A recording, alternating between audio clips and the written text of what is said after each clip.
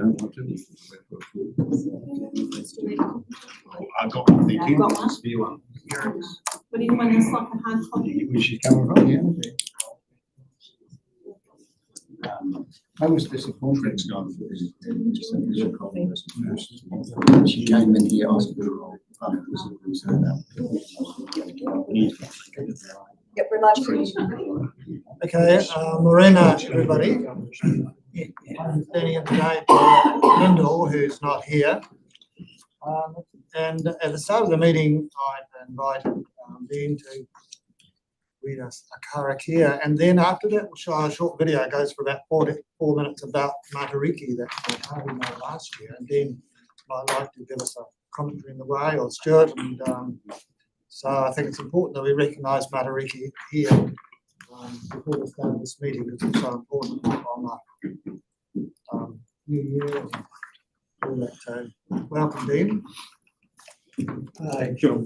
Megi mai ke tata me kia kia kia kia with the papa that I mahi mo to tata hapori a muru ki tēnei wa. Whanaki mai te mata te ariki. Whanaki mai te tōpa te tau. Whanaki mai Matariki Punganui. E tūpuhu te kawa te kaikawe o ngā mati o te tau. Haere rā koutou. Kia te uma a rangi nui. Hei whetu I ngā kete o tāne. Koe rā. Ko whetu rangi hea o koutou. Kei aku rau kahu rangi. E tūpunaku tūpurangi. He mato ki raro. He pōkai tara ki runga. E tū wai ti, e tū wai tā. Te mano o hene moana te tini o Tangaroa. E tū wai punarangi. E tū ururangi. He ua ko patapata. He hau e mirimiri ai te whenua. E tū hiwai te rangi. Kauwaka o ngā manako nui. Anei nā tō mina. I te nā kau, kia whakatīnana mau. Matariki ka eke ki runga, nau mai ngā hua, nau mai ngā taonga, nau mai te mātahi o te tau. Tūturu whakamaua kia tina, haunge, huie, tai kie. Tere koutou, kia pai o koutou Matariki, te tauhau Māori, te mātahi o te tau. Happy Māori New Year. Koutou mā. Thank you. Thank you, Dean.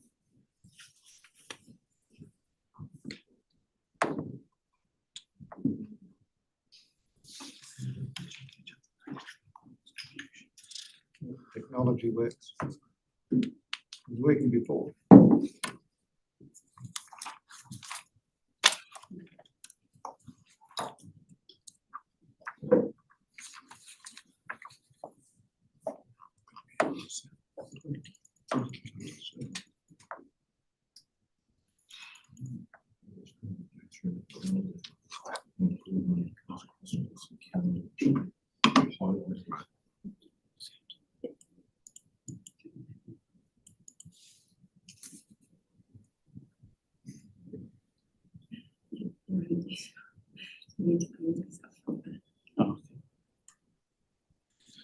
Sorry, 1 moment. Get the sound there.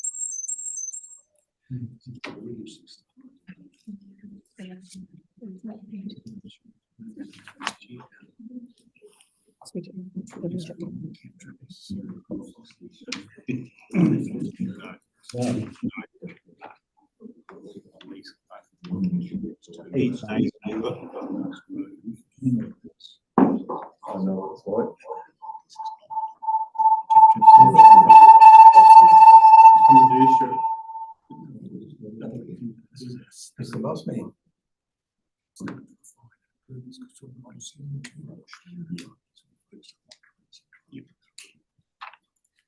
I hunga nui Puaka kairau, matariki tā puapua.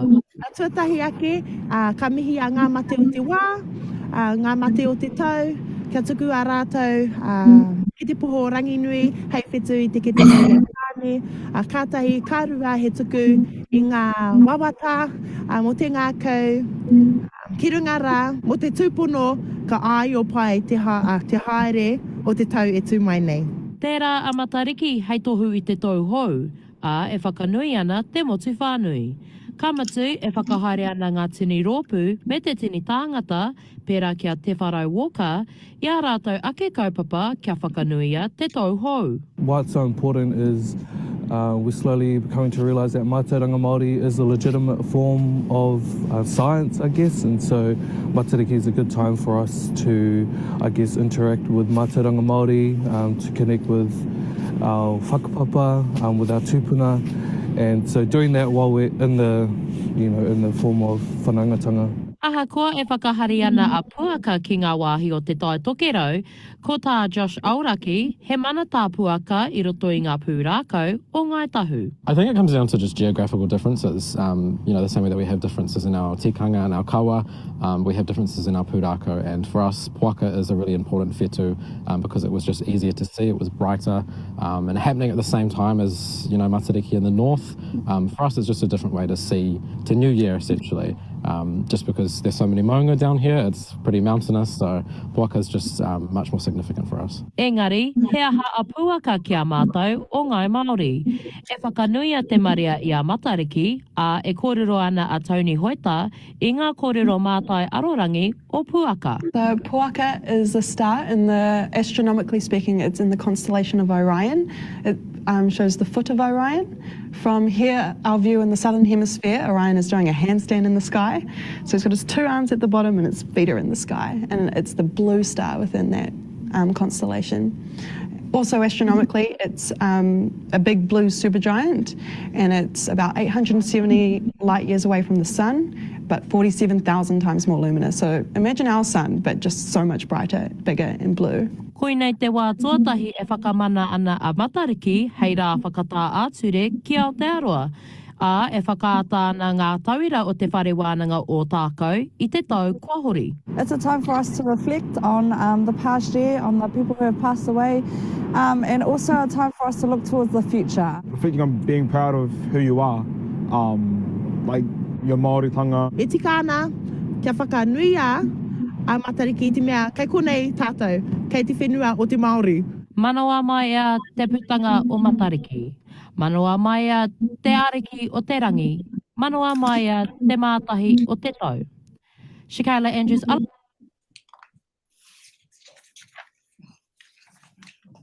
just wanted to stop just before the end because you can see the stars.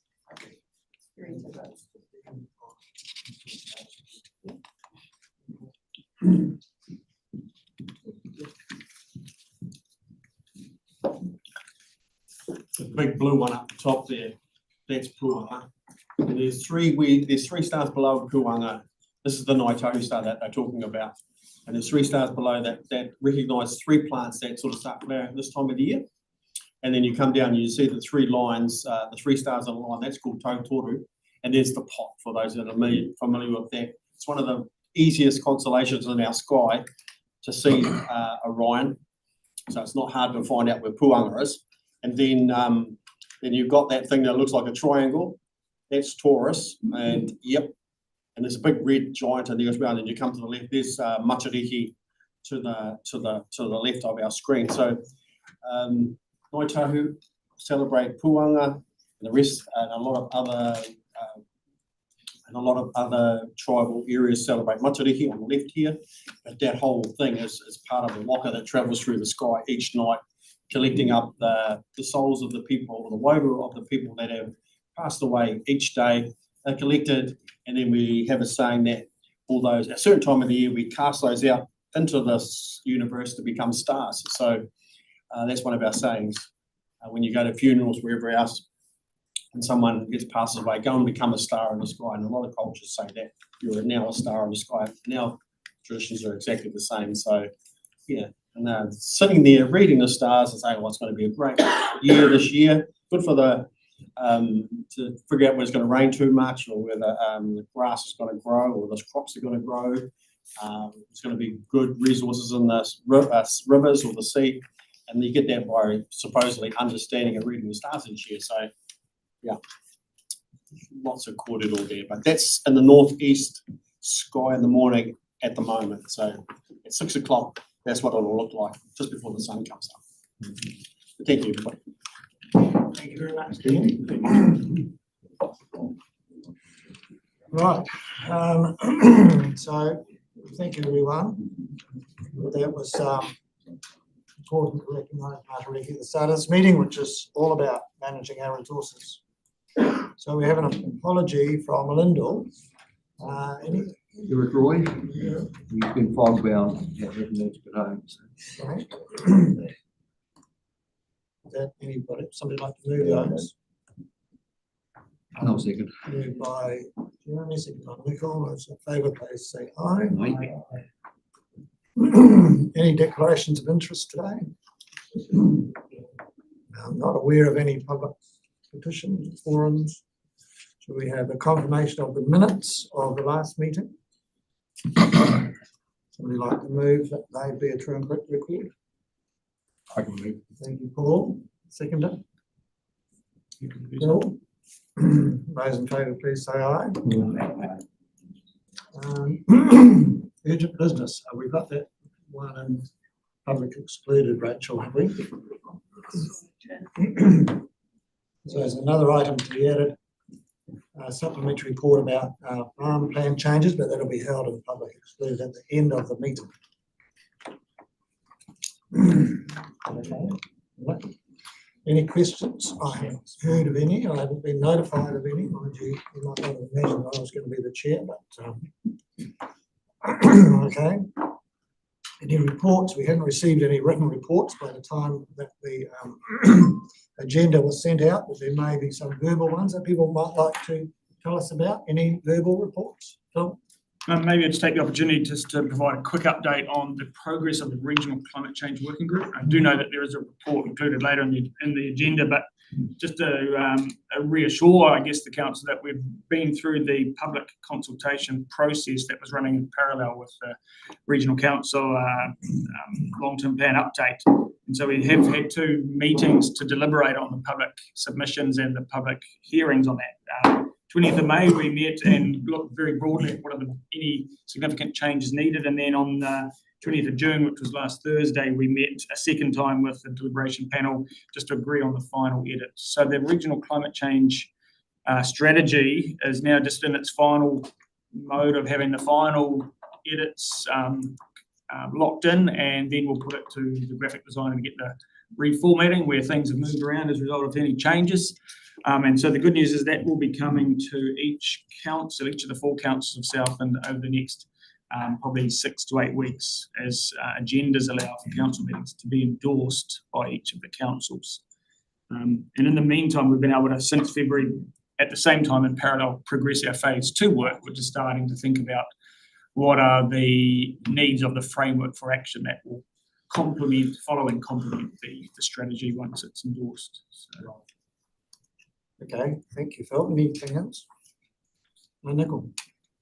Yes, Mr. Chairman, I attended a couple of meetings yesterday. I spoke to the Probus group yesterday morning and gave them a bit of an outline of what we're doing. They asked some really good questions. It's always nice to go to a meeting when you're the youngest person there, and they were very interested and engaged. Last night I attended the TY meeting, as did 1 or 2 other councillors last night.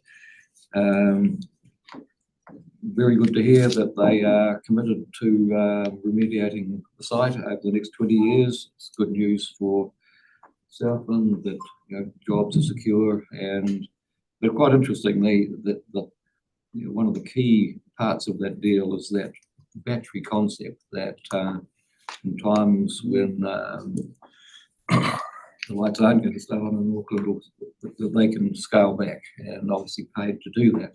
But it does seem to be a win-win, a much cheaper option than Lake Onslow was going to be.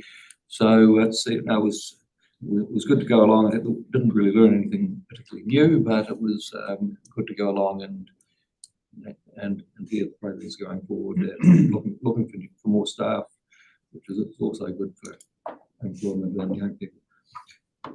Thank you, Nicol. Anything else? Yes, Peter.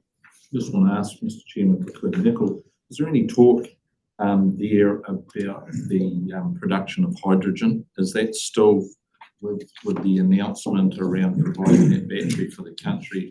Is that still on the table to be done? I'm pretty sure it's still on the table, but I think the reality is it's a little bit further away. What we are seeing is increased interest in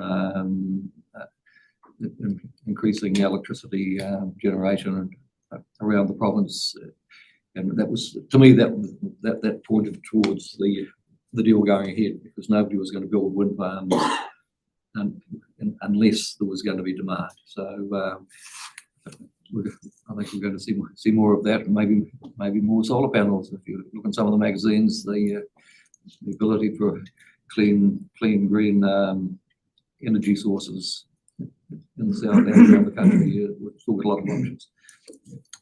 Thank you. Thank you, Nicol. Yes, I noticed that if every house in New Zealand had solar panels, had 12 solar panels on their roof, they would generate twice as much power as what Manapōuri has. So perhaps we should do what the Australians have done. Go nuclear. People to do that. Mr. Chairman, just to follow up there, I might suggest that we had Great South in the room about a month ago talking about it, and the question was asked to them about their knowledge of solar opportunities around the region. And they said quite clearly they've been part of a study or facilitated a study. They know where those opportunities are. We're working with power companies. Right. So there's a lot of information that sit with them. If we want to do anything more to promote those opportunities for people around the region, maybe we could look into that, or this committee could facilitate something there. Right. Any other reports rather than having a general discussion? No, I was going to ask Nicol a question. Well, it's really a time to report. So,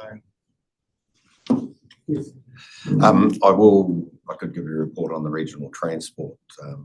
We've been various meetings and everything, but I'll do it under the 9.6 anyway. When I saw here, give an update where we're at there. Okay, yeah, Regional lane transport plans and things.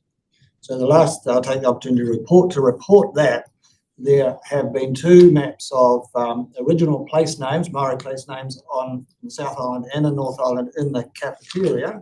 You go, instead of turning left to get your cup of tea, turn right and look on the wall there. It's got the list of all the original place names, which something we could study up and become more familiar with. Right, let's go to page 14 of the reports, 9.1.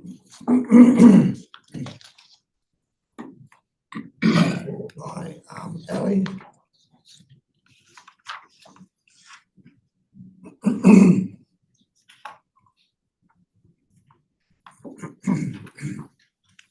Welcome. Marcus. This paper is to bring some recommendations from the Mural Forum to the Strategy and Policy Committee. So effectively, the Mural Forum requested some options around how to look at regulating or controlling the spread of forestry throughout Southland. So we went through 2 papers to the Mural Forum, and the Mural Forum looked at those couple of papers and then made some recommendations. So wanting to connect those recommendations to today and get a feel for the next steps around what Environment Southland might be able to do in response to those recommendations. So effectively, there's been quite a few instances where afforestation has occurred across Southland, largely being driven by carbon credits. And through that process, we recognise that the Southland economy needs to be diverse and look at multiple opportunities to balance out within the rural sector and those sorts of things. But effectively, there is some regulation occurring, and on this page 15, I talk about Appendix A in the report, but it's actually, there is no Appendix A, it is just a follow on in terms of the further information at the bottom of the report around what's currently happening in Southland. So bit of a summary is Gore District Plan is going through a process, Southland District Council is going through a process around landscapes. There's also some other central government work occurring in that space around regulating forestation. So effectively, the three options put up to the Mural Forum. Two options are non-regulatory options, so there's no ability to regulate or enforce those two options, and then the third option was a regulatory approach. So the two options that are non-regulatory are a voluntary accord between industry and councils to try and support and say, right, these are what we want to achieve in a general sense. The second option was best practice guidelines, saying if you are putting trees in the ground, here's some things that you should be thinking about, and here's some outcomes associated with that. And then the third outcome, which is needs quite a bit more detail and quite a bit more work, is around looking at reviewing the Southland Regional Pest Management Plan to include wild species or certain species in certain locations to prevent wild trees establishing in sensitive locations. So that was the other option. So all three options on the papers there today were endorsed by the Mural Forum, and effectively now we're seeking to try and get an understanding. But Ali is here to talk in more detail around what the potential risks and opportunities could be around the regional pest management plan, because there is quite a bit there and a bit of risk for council to have to think about before making the final decisions whether to press forward or not in that space. Currently in the Regional Pest Management Plan, we do have a list of wild and conifer species, and we have rules for two species, Contorta mugo, that are already pests, so they are banned in all forms within Southland. It's a large project to remove them. The other wild and conifers have got rules around spread in certain areas where we can enforce containment in some areas, and then others are pest agents where they're not technically a pest. They are like a plantation is still allowed, but we acknowledge that can lead to wilding issues elsewhere. So part of the process would be looking at those existing rules and finding out where they're working, where they're not working, and if there's any gaps and any additional regulation that's needed. If additional regulation was needed and we chose to, we could potentially look at reopening the Regional Pest Management Plan now and going through an amendment process. That would be a major amendment. So essentially we would be rerunning the whole RPMP process that those of you who were back in 2019 will remember, can take a couple of years.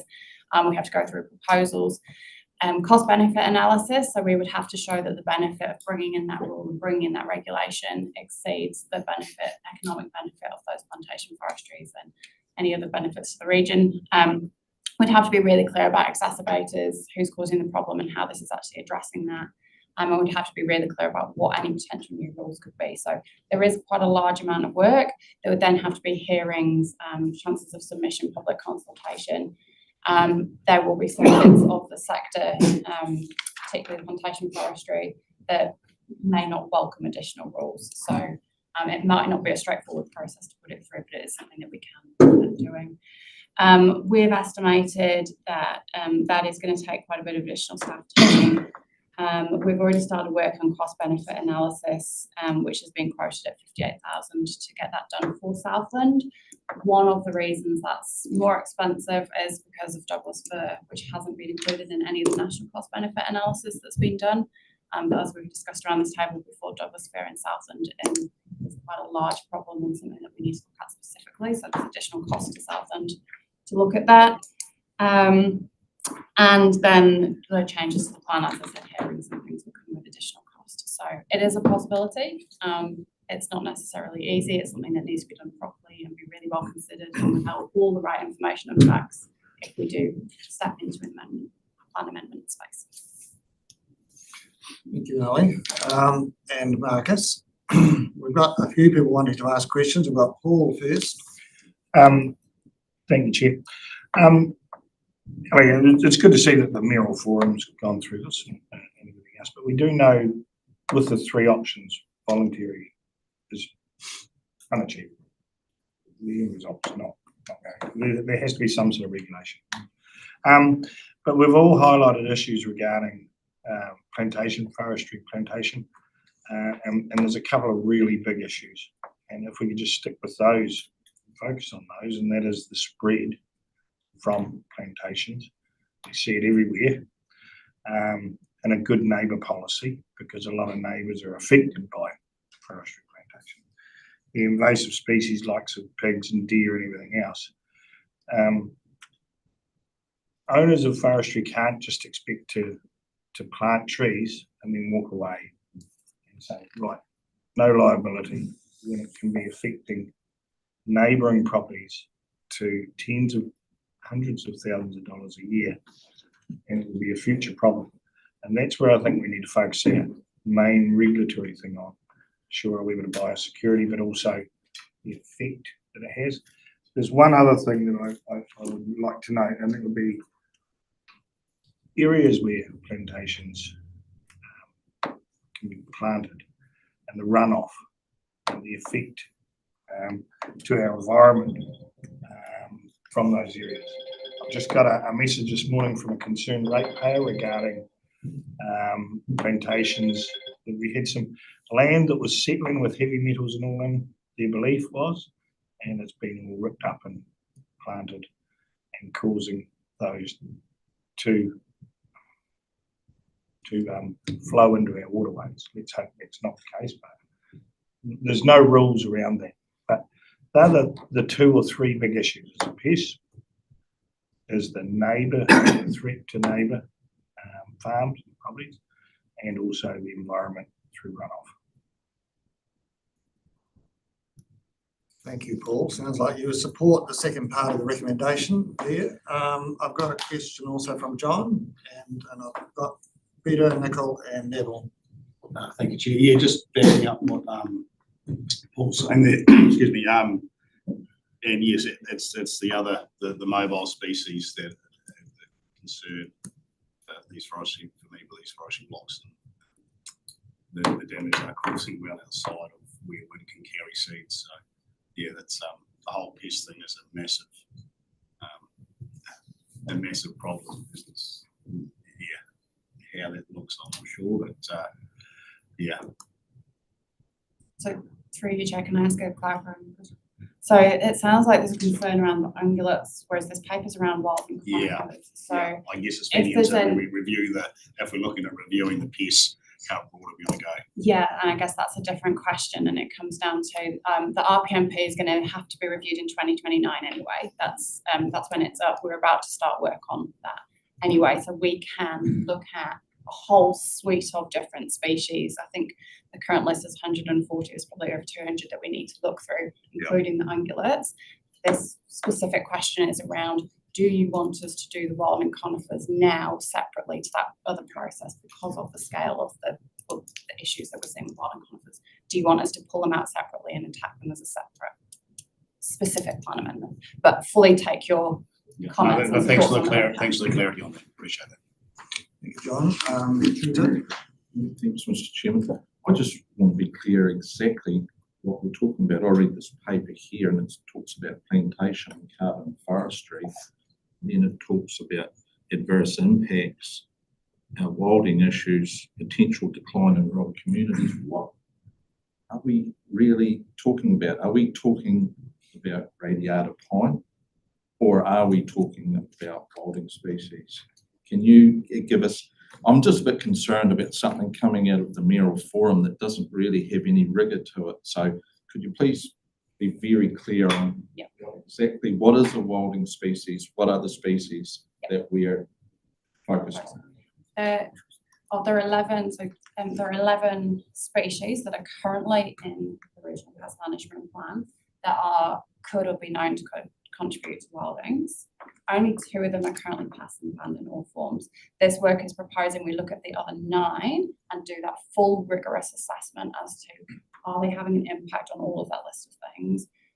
Which of them are the highest risk and which regulation is appropriate for which species, if additional regulation is appropriate, it might not be. So it is looking at the full 11 from radiata, larch, Douglas fir, everything. But the one that keeps being brought up for the sort of highest level of focus that's probably needed to start with is Douglas fir from the spread. So what about when it goes through the report, all I can see is a focus on Pinus radiata, are we not talking about the Mineral Forum? Because yeah, I'm quite confused with this. Are we talking about Pinus radiata or talking about Douglas fir? Talking about all 11, one of which is Pinus radiata, one is which is sorry, Yeah, through you, Mr. Chair.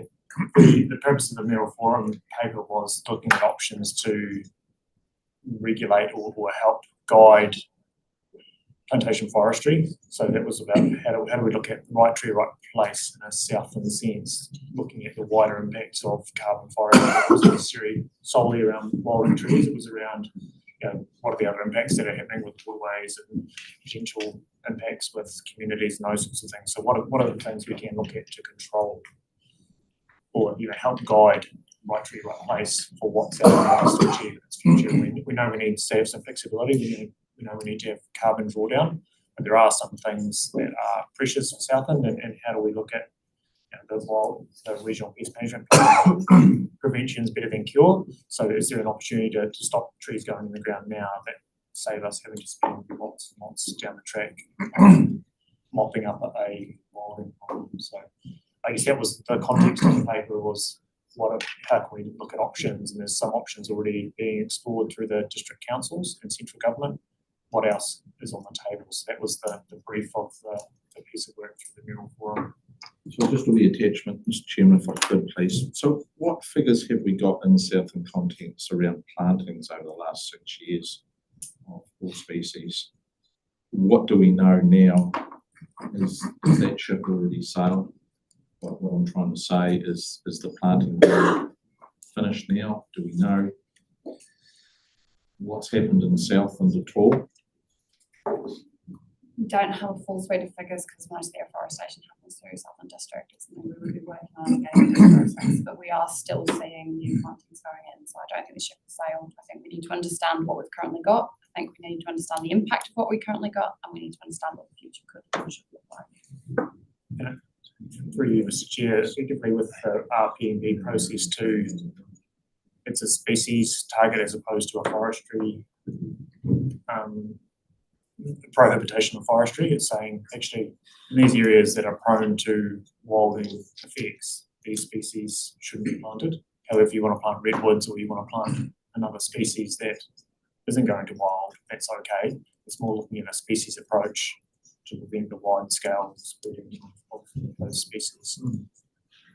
Right, thank you. Thank you, Peter. I think we need to focus on the recommendation. That was a good question of clarification, but the most contentious part of the recommendation is whether we support the initiation of an investigation to review the plan so that we could potentially do something about this wilding pine spread. So we're running a little bit over time. Sorry, that was my fault at the start, but try and focus on that, please. Yes, Mr. Chairman. I don't disagree with some of Southland's report, but I don't think it goes nearly far enough. The concern the Mineral Forum had was high productive land being planted out well without any guidelines. And I still believe that you can put the two things together, is that best practice guidelines and a voluntary code as a starting point, and saying, if you follow these guidelines, we might make it quite easy, because we do want the right tree in the right place. We don't want to stop the planting of exotic species, but we do want checks and balances. And there's a real concern out there. And if you read the Simon Upton report, suggesting that without some changes, sheep and beef will be gone virtually by 2060. Is that what we want for our nation? We've got a review of the RPS coming up. I believe we could use all the tools. Something's in there.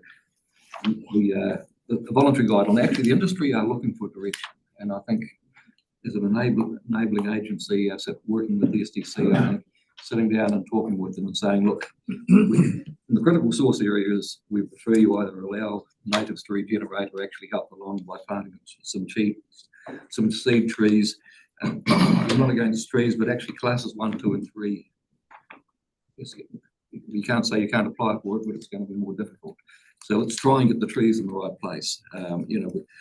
Referring back to the Commission for the Environment's report, we talk about trees with about a 7 or 8 year risk period after harvesting when weather events and we can get massive loss of soil off the hills.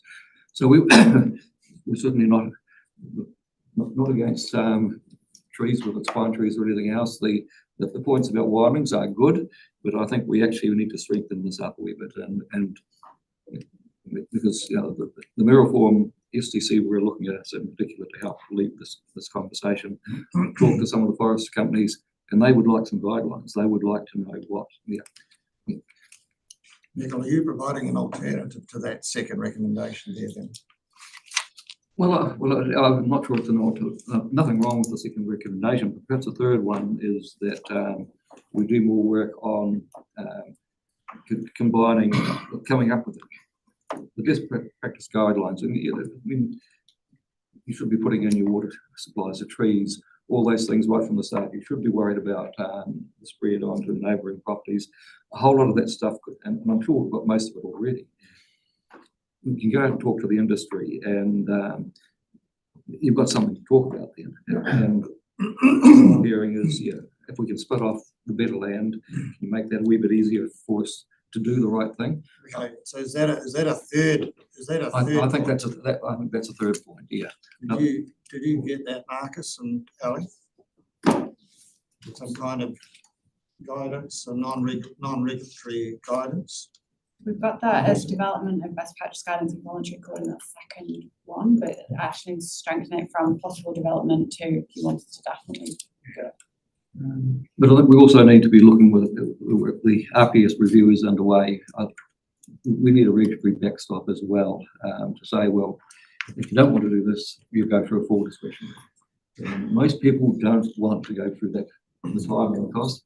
And I think it could be a simple drafting gate to try and get places that would be better than trees anyway. And we know there's a lot of them still around there.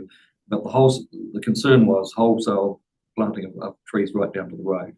Certainly, and it's pretty much stopped at the moment, but we know the carbon credits will increase again, and that risk is going to be there again. I think we need to be forward thinking. We're getting feedback from the public saying we don't want to be living with trees right beside our house. So it's getting the guidelines. This is not about anti-trees in any way at all, but it's trying to get the guidelines. Okay, thank you. So, but what you say is that is really accommodated in that first point. Really, okay. But you are supporting that second one too, Nicole, that we should initiate some preliminary investigation to review that. Yes, I'm happy with that. But just noting the recommendation, whether you put it into the first one, but noting's not doing stuff, and I think we need to be more proactive. Yeah. Thank you, Neville. Yes, thank you, Chairman. At the beginning of this exercise, we were looking for a regional approach to plantation forestry. So I support dealing with the wilding issue, but that's not the whole issue for me. It's for what the Chairman was just talking about. It's plantation forestry across our region. And I wanted an outcome with all the councils and agreement about how we should manage that. Planting is in progress. Economics will rule. If the price goes up, they'll plant more trees. I just don't want to see valuable productive land turned into forest, because that's a loss of that productive land for a generation. So I think we've lost a wee bit of focus in the Mayoral Forum, and I support what the Chairman is saying, that we need to take it a bit further. So I support the dealing with the wilding pines. Yes, that's something we have to deal with, but we don't, it can take too long. If we're going to take a couple of years over this, there's an awful lot of planting going to go on while we're doing it. It's not fast enough for me. Okay, thank you, Neville. Welcome, Anne.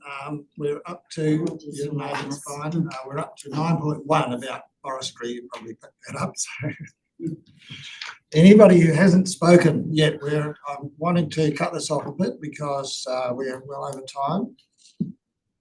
If you can say something succinct and brief and pointed, that would be good. Thank you, Chair. In reality, I'm just trying to, the regional peace strategy, they have to have plans when they put forestry in. Is that correct? They're obligated. I've been told that by our team. Not under the regional pest management plan. Okay, well, where the forest, because I have been listening to our team talking when we were dealing with Otago about pest strategy and they were worried about all this forestry going. We said, no, they have to implement.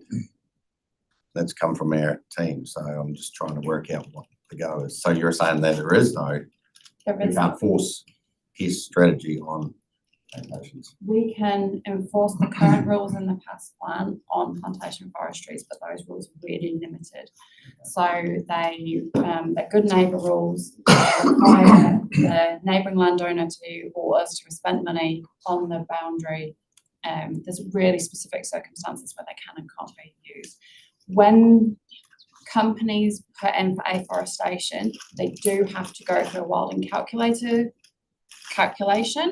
As they fill in that, it will give them a score that says whether it's basically permitted or consent needed from the territorial authority. So we get a chance to comment on some of those, but it's, how do you explain it? It's part of their consenting process that we get to comment on rather than it being part of our regional pest management plan. Just to clarify, the other one I was going to say, this is a farming practice. This is a farming practice and people, but there's discharges to this practice. Why haven't we got rules under our South Morden land plan in regards to discharges from forestry? Obviously, there's seedlings and that. Is there a way of implementing this into our rule book that covers all of South? And like no problems, this is the problem. You can farm within your own area. Once you go outside, any of your discharges coming outside, we'll have a yarn about it. Why isn't forestry in the same boat as dairy and sheep, beef, all farming practices? It should. I don't mind people planting trees. They should have the right to plant trees, but they can do what they want on their property. If it comes outside the boundary of their property. I think Lucy has a response to that. Thank you, Chair. I'll just jump in quickly on And the could we two. put it there? So on two things. So the first one around the actual rules that sit within the RPMP as opposed to those other rules that exist in terms of the National Environmental Standards that catches forestry in terms of regulation. The question you're asking about the farming practice and the discharges. So forestry are caught by the discharge rules where it relates to water, but not where it relates to seeds as part of the land and water plan. And hearing the chair's desire to keep things moving right along, I think what the staff have probably gathered from this conversation is that you need to have more time. We need to have some more time to look at what the options are, and if we initiate this, if you support this recommendation, we can do that work and bring it back to you and talk more about the other breadth of options that are before you, and we could cover off some of those other regulatory matters that do exist to provide you with that clarity. Chair. Thank you, Lucy. So does the recommendation need to be altered? For that to happen? I don't think so, Chair. No, I think we don't can think cover so. No, it's a very important item to a number of people, and Paul wanted to say something else too. Well, it's just that with regards to what Nicola was saying, I actually think we need to be a little harder on this, and I agree with Jeremy with regards to, say, other areas in the country. We need to learn from the issues that they're dealing with, and I've just emailed through Canterbury's dealings with wild conifers. It's a massive issue in other parts of the country, and if we don't step on it now, and if we don't regulate it in some way, shape, or form, it's going to really change our landscape massively. I drove through to Christchurch on Monday and explained to someone that was in the car what was on the side of the road, and he was just amazed. Once he saw it, he said, I can't unsee this. The issue is massive. So I would say investigate, get into it. We need to regulate it, just the same as what Jeremy said. So I've sent that email out. So I'd love a response. Phil? So just a quick question, noting that this is going to trigger a cost for us if we were to move earlier on the regional pest management plan. The preliminary investigation is recommended. I'm assuming then that it would occur in 2025 would be the plan review, taking effect within 12 months of that. I'm just trying to understand, would this all allow us to get 4 years ahead of the issue? If we didn't attend to it now, it would be 4 years later that it was attended to in the 2029 review of the regional pest management plan. And so I guess my question is around what are the costs we're incurring from it, from looking at it earlier versus actually how much benefit or gain are we going to get on it? Is 4 years lead on the wilding issue worth that investment, or is it better to, and I guess, is that 4-year timeframe essentially what we're looking at in terms of the gain here? So best guess, I think we would be looking at changing the plan in 2026. It might be 3 years. 3 years. 3 years. And the additional cost would be in there having to run a whole separate set of hearings and a whole consultation process and whole plan change process separately just for this issue, and then have to run the whole process again for the other 200 odd species in 2029. So your preliminary investigation would surface these range of considerations for us. It would, yeah, and it would, I think, with the cost benefit analysis and the investigation, it would show us whether it's possible, changes are possible, and what they could potentially look like as well. And if we do want to go down that formal amendment process. And I guess the final part is that might also comment on the fact that industry might take a greater lead on things like best practice guidance and voluntary accords. So on that basis here. Right, thank you. I'm keen to move on. I think everybody's had a go, unless there's somebody who hasn't spoken, would like to say something. This is within budget. Yeah. This is outside budget. We will have to find a way within our current budget to move money around to make this happen.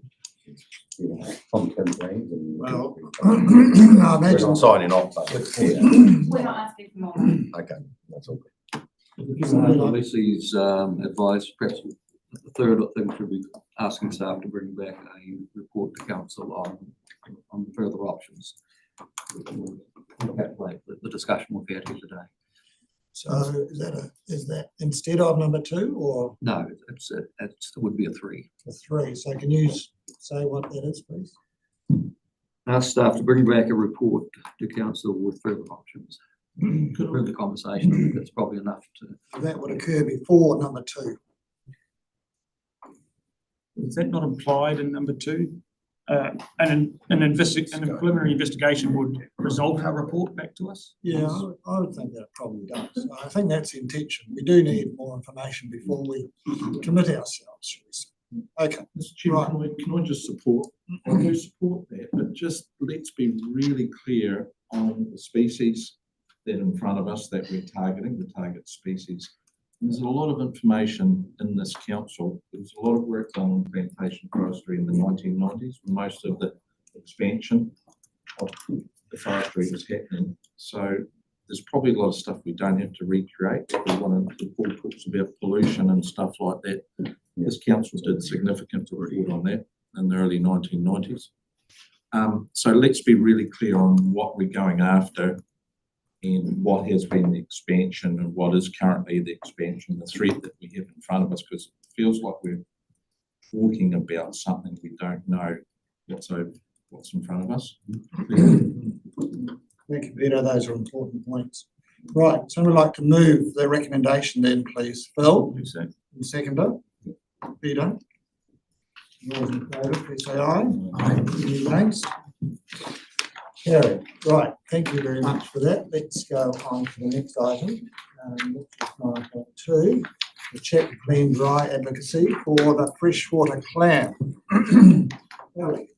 Thank you, Chair. So this has come from a request from the Ministry of Primary Industries around how we'd like to work with the Check Clean Dry programme in response to the golden clam threat. So you'll all remember that we've now got 2 species of freshwater clam incursions in Waikato, predominantly in the Waikato River, which is the golden clam, and then the Australian clam in a lake just off Taupo. MPI have been looking at how to kill those clams and how to ensure that check clean dry procedures are effective for these new species. And the current cleaning regime for check clean dry does not work for clams and is not adequate to kill clams and to prevent the risk. So they have proposed and are rolling out in the North Island some much more extensive rules around how to do that cleaning. I've outlined them in the paper. But it does include some things that might be quite hard to achieve, such as heating certain like waders and things up to 60 degrees for a minute, or the regular use of bleach. They have proposed for the South Island, where no clams are known to be found after extensive eDNA testing, that we could, as a South Island or as a region, adopt all of that clam inclusive messaging for Check Clean Dry, which basically says we would like all users and we ourselves would adopt those new levels of cleanliness. So for fishermen moving between water catchments, boats moving between water catchments, any movement between water, we would be recommending they follow the new rules. Or we could just be recommending that for our high use and high risk areas, the super sensitive areas such as Fiordland, Rakura and Waituna, where we want to give that extra layer of protection to, essentially. Or we could say within Southland, you just keep using the same rules because the risk is relatively low, but if you're coming from a different region, we want you to use those rules. Or we accept the risk in the South Island that there isn't any, just keep going with the existing rules around Check Clean Dry. My team has been looking into that for what we think is practical and effective. We've also been working with Department of Conservation, Fish and Game, who run the advocacy program with us, and we've been talking to the other South Island councils. We believe that MPI should be looking at a fifth option, which is this is a really big risk to the region, and we need to be looking at proper pathways management rather than just relying on behaviour change and just relying on people to do the right thing. We think the risk from the North Island to South Island is really high, and we would be recommending that MPI look at potentially more regulations or ways of doing that to protect us a little bit more. We don't know how practical it is to really roll out that clam inclusive messaging for the whole of Southland. So therefore we were looking at protecting our best areas and trying to be really targeted on that. So we were pushing or have recommended option 2. You're recommending. Okay, I've got a question. Anything else, Ali, on that? Paul and then Stuart. Thanks, Ellie. I read over this with great interest, and a few of the things that I picked up was eradication has never been achieved. So unless something else changes, it may be wasted effort to try and find a way of eradicating this problem. I've also read where we've looked at our stakeholders, DOC, Fish and Game, in Te Amarama, and you know there's a whole raft of opinions about which option is better. I personally think it's an issue in the North Island currently at the moment. The use of bleach, it's totally different to Dirty-Mo. We're talking here, you can't just spray simple green and hope it goes away. The use of bleach, it's a pretty, and heating up or cooling down, there's no information about whether it dries out. Like Dirty-Mo, if it dries out, it dies. There's nothing like that with regards to the clams. And so drying of some materials is recommended. So things like the boats, they're suggesting they have to be dried as well. So check, clean, dry is still the 3 things. Yeah. It's just how you do the cleaning and the length of time for some of the drying is. Well, I do like the option of option 3. I don't like the option of option 5, where we go to biosecurity or EBI and say, hey, we feel you need to jump on this, and because that's just going to incur us with more costs when it's a localised issue in the North Island. The paper also, you know, on page 25, I don't like the statement around where councils will be left with very expensive staffing bill if national responses supported, and the fact that it's a national response is what you would support, which is option 5, is getting regulated and formulated by the national to go ahead. I sort of think that last paragraph is a wee bit of fear mongering around something we don't have yet, and if we do get it, then we'll be unable to eradicate it. I'm not sure why that paragraph's even there. The information that was in the report was clear. We didn't need that in the bottom just to put an exclamation mark, if you know But yeah, I can see the issues with regards to power stations internationally. Maybe Meridian can jump in and help out because it's going to affect them, then they can help out in case of, in some way of funding. Paul, any comment about? I know there's quite a lot. Sorry, Ali. I mean, you are recommending something different from what the recommendation is there. Option 3. I recommend option 3. Option 3. Definitely not option 5. Stuart? Oh, well, I was just wondering why we didn't exchange option 1. And pictures to everyone, everywhere.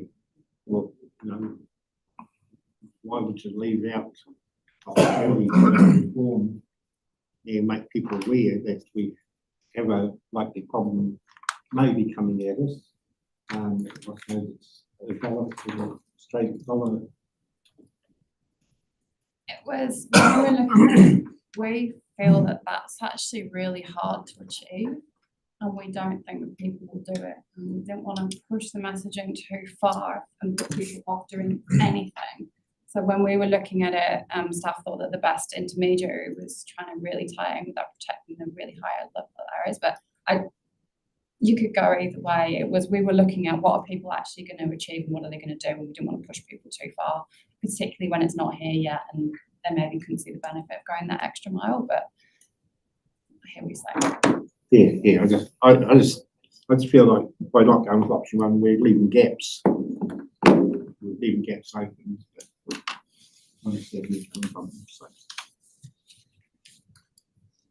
Okay, Anne?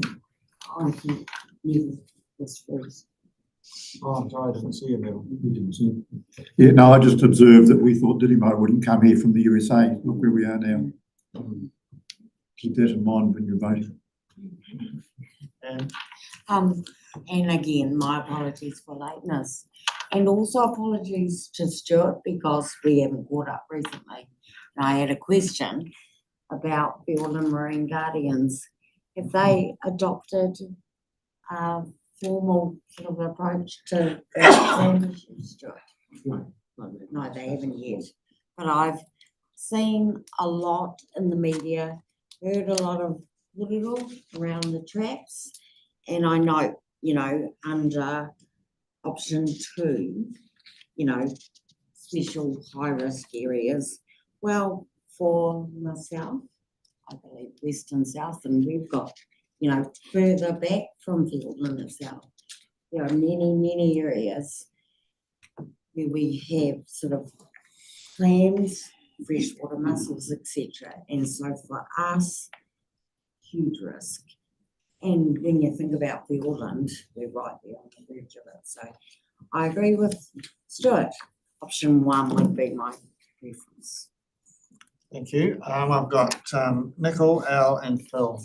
Sorry, can I just quickly clarify? This is freshwater clams. This does not occur in the marine environment. Yeah, exactly. Yeah, saltwater. No, but we have got freshwater as well. Yes, in the yes, region. yes, So I'm saying I agree with Stuart. Yeah, option 1. Yes. Yes, Mr. Chairman, we know what happened with Undaria, so I've got a sympathy for the option 1. When it was allowed to get away in Bluff Harbour, it was only a matter of time before it got to Fiordland. So, but to me, actually, 5 is pretty important because this is all about clean holes, and we've got our own pathways system here. But if other places don't have it, that's at risk. So I think 5 is important. But if we're going to be messaging, wouldn't you just say consistent messaging for everywhere? Because if it ends up in Bluff Harbour, it'll end up somewhere else as well, or in some freshwater type situation. If you were to adopt option 1, Ali, what would that entail? What costs would be incurred? They would be replacing all of the current signage and components around the region, which is over 150 signs currently. Our environmental monitoring team have estimated for them it's $48,000 annually to put it in place. We haven't done the same calculation for biosecurity and for catchment operations. So potentially there would be additional on that as well. That's not to say we shouldn't do it, but there is a cost to doing. Is that something we can accommodate without having to change the long-term plan? I need to come back to you on that. Okay. All right, I've got a few people. I've got Bill. Else next, sorry. I think one of the mistakes we made with Dirimo was we had an ideal opportunity at the Cook Strait to do all these things, to wash it, dry it, and make sure it didn't get down there. But we did it. And if we did it too late. So can we learn from that, okay, that's commercial stuff coming through. There will be other boats and things floating around that are going to bring it in, which is only going to be an awareness program that they can clean, dry, and disappear. I guess that's why we were keen on option 5, which is actually by the risk area is Waikato. So if there's a way of making sure that nothing leaves the Waikato that's got any whole water, build water in it, like wake boats and things, or they're clean, they're dry, and it reduces the risk to us. So that's why we included 5 to try and actually push and say, if you regulate Waikato, the rest of us are safer to learn from that. Thank you. Phil? Just to observe that the recommendation is around option 2. That's for a single season. This is for the 24-25 messaging period. And so this is not to say this locks us into this approach. There's an opportunity to step into it further over time or spread the cost but I would acknowledge, I think you were alluding to the risk that if you go with option 1 everywhere, you're asking more of individuals than the current regime. And so there is a risk that people might say, bugger it, I'm not going to do anything because they just can't be bothered going to that extra extent and demand of it. And so you could actually be raising risk elsewhere in the system in terms of other issues spreading. That was our concern, yeah. That's the concern. So I would sense that for the single season ahead of us, option 2 seems a reasonable balanced approach, understanding that we can step into it to a greater degree in future seasons. And I'm assuming that option 5 is a more enduring, beyond a single season solution in terms of intervening on an enduring basis, in terms of the risk as it currently stands in the code. Right. Thank you, Phil. We've got Paul, and then we want to see if we can wrap this up. Sorry, with regards to costs in the long-term plan, we've been asked by Security New Zealand to do survey of our waterways. We are obviously not the only region to do that. The DNA results came back negative, and obviously all other regions came back to the same results. Apart from Waikato. So that's where we know the issue is. So it hasn't crossed the strait yet. To go all out straight away, the Dirimo clean response now, I'm not seeing it happening. People are like, it's here, give up. So we don't want that result, but that's where it's at the moment. And when we're talking about trying to kill something with bleach, it's going to be a hard ask. I still believe in option 3. Let's get it out there now at the events, on our licensing through Fish and Game, whatever.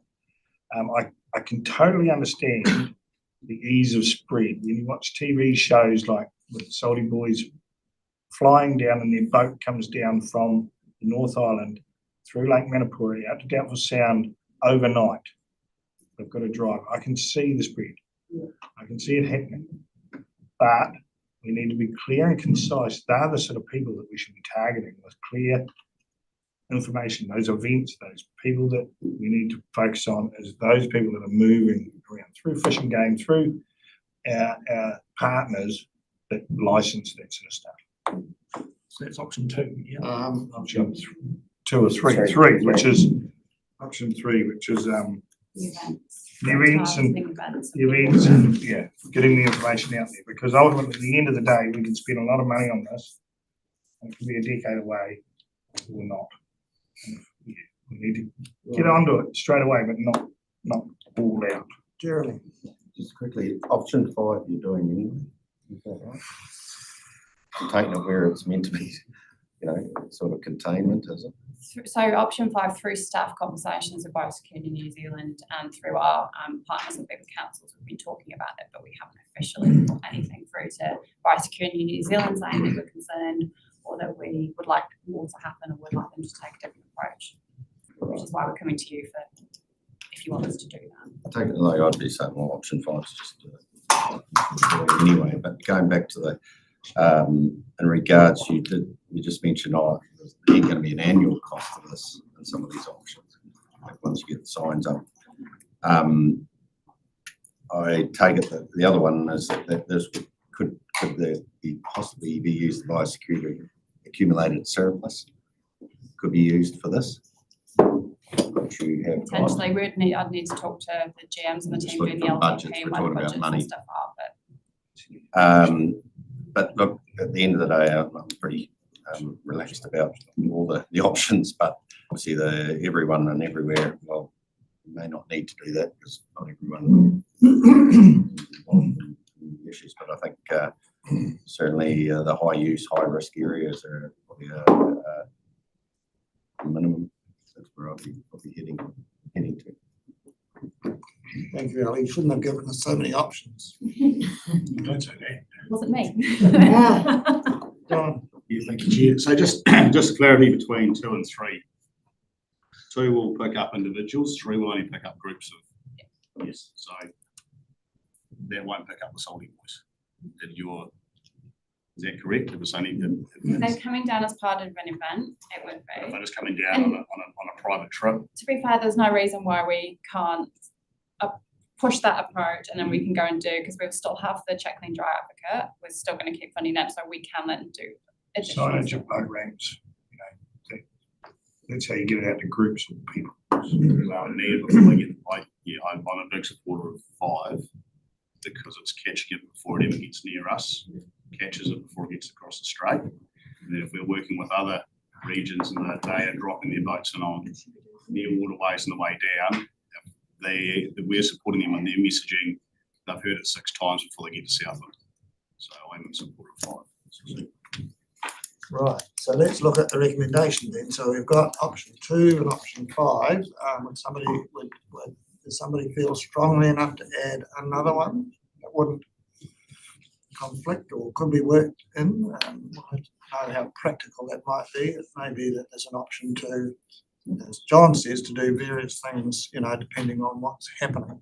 Be flexible about it all.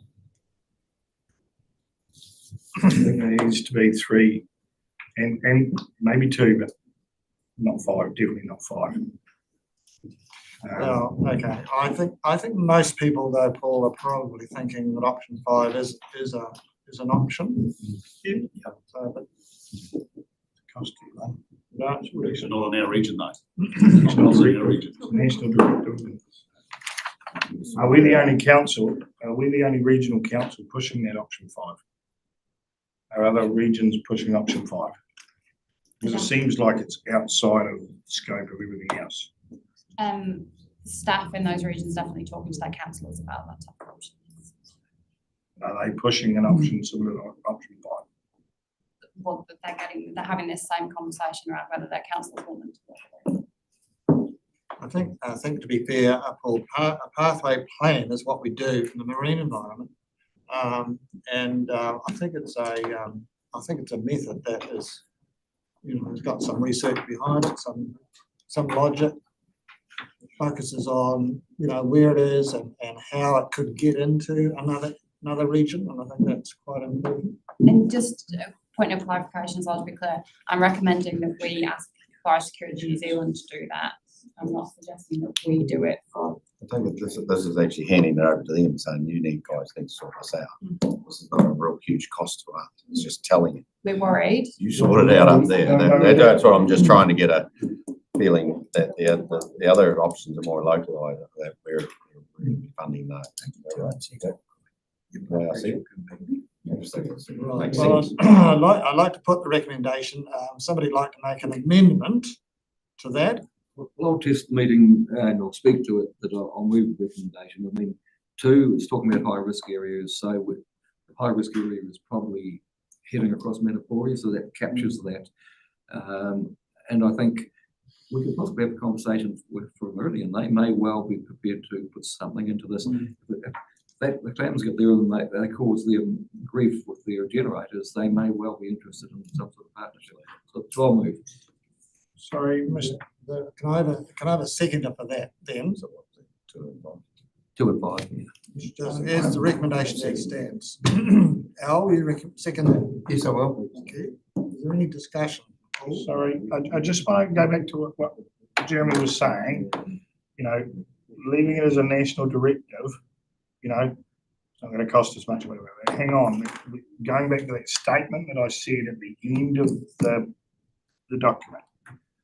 Around councils could be left with very expensive staffing bills if national response is supported.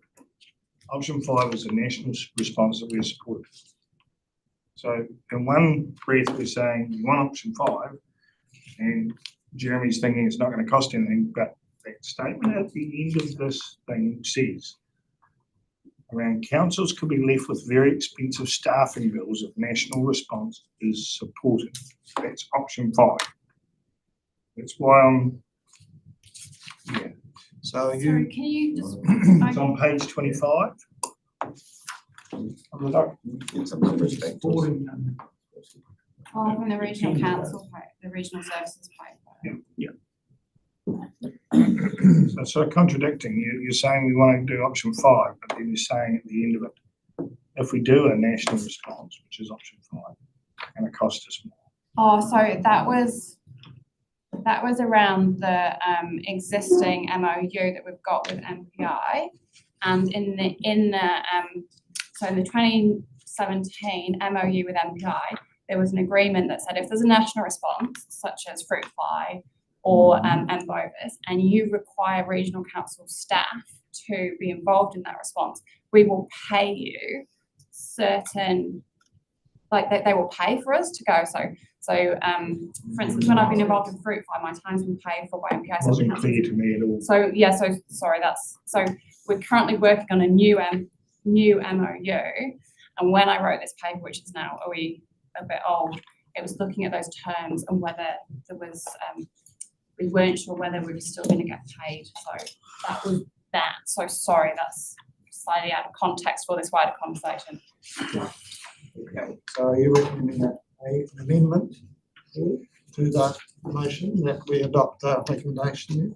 No, I'm still no. It was just more what the conversation was saying. That it was what we were presented didn't seem like at all what was being talked about. That's being found, especially that last paragraph.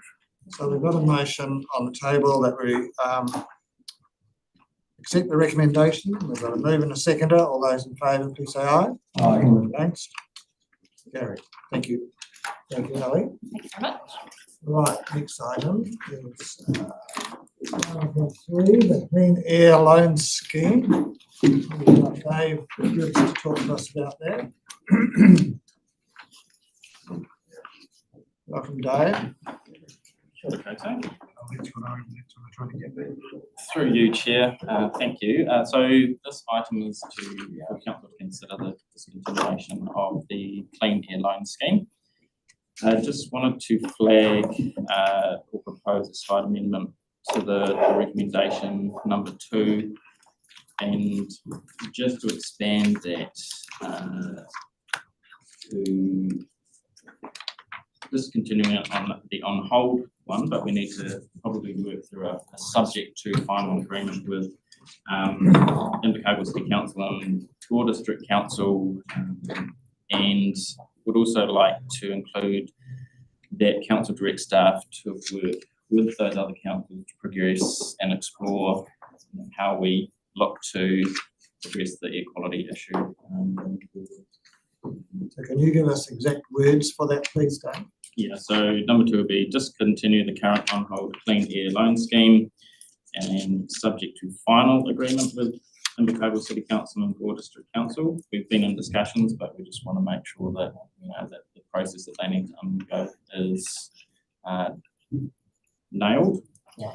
And then number 3 would be to direct staff to work with councils to progress and explore the options to improve air quality in the region. Okay, thank you. So there's three recommendations now. Everybody got those? Hello, Neville? Yeah, thank you, Chairman. Look, I'm prepared to move all three of those recommendations. I was here at the beginning of the process in this program. We thought it was a really good idea. We anticipated quite a lot of take-up from the community, acceptance from the community. It hasn't really happened to the extent that we anticipated. I think we've made some progress, but the clean air loans are not a relevant way of moving forward, in my view now. So I'll move the recommendations as immediately, including number 3. Thank you, Neville. That's good to have that experience. But before I ask for a seconder, Peter wanted to say something. Jeremy? I'll second that and make a comment too, if I could, please. Okay, thanks. I think we've got to, I looked at options for consideration down point 2, A, B, and C. Look, we can go beyond this, and for a loan, I think we should be the council should be partnering with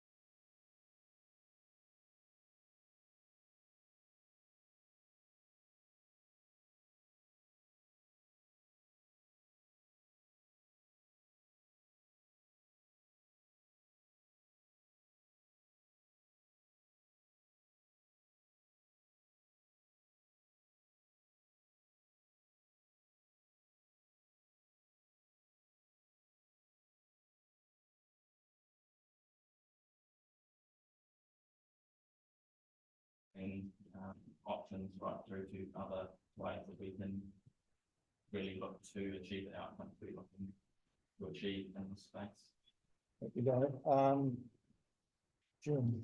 Yeah, look, there was some good positives out of this, and but I do reiterate, and Peter brought it up, and I can say from experience, I tried to go through line, just from a point of, but it wasn't enabling to bear all to the for $5,000, or I just thought it was too much paperwork when you're trying to get people. The outcomes of replacing these fires is hugely beneficial to the health of the communities. But there was also the different councils had different attitudes on banged the administration fee on it, and the other one actually said, hey, we'll provide some more benefit for the insulation and things like that. So it's actually like it's about enabling. This is like we have huge health issues. We get the reports about the PM levels of around our community. So it's yeah, I'd love to see something. I don't know how you can do it better, but it's there was huge benefits in getting some of these fires replaced, and so yeah, it's a bit sad to see it discontinued, but it was actually about the enabling and getting all councils to understand this. There's big long-term benefits to the cost of the health of these areas too. So yeah, look, I think it's been positive, but it's a bit sad it's been discontinued. Thanks, Jeremy. Michael? Yes, Mr. Chairman, I think it's a scheme that's right at the start. But I think what can we do to improve things in the future? I mean, for appliances, you've got a whole of retail with 60 months interest free, simple, no paperwork, and that's why people aren't taking it back now because it's complicated. The other thing I've pushed for years for would be encouraging our other councils to bring in a bylaw up for an upgrade at the point of sale, relatively painless, you sell the house, either the cost of the new appliance comes off the price and you put it in. Average, I think that every single new house has changed. That's another reasonably painless way of doing it.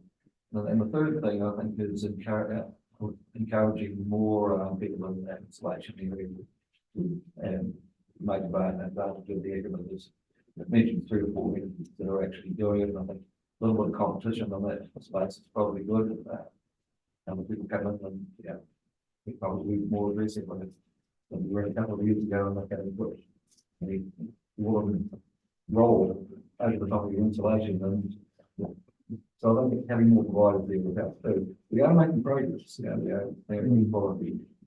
It's still a way to go, but I think this scheme has run its time, so I support this continuation. But having conversations with our territorial neighbours about some of those other options on this is important.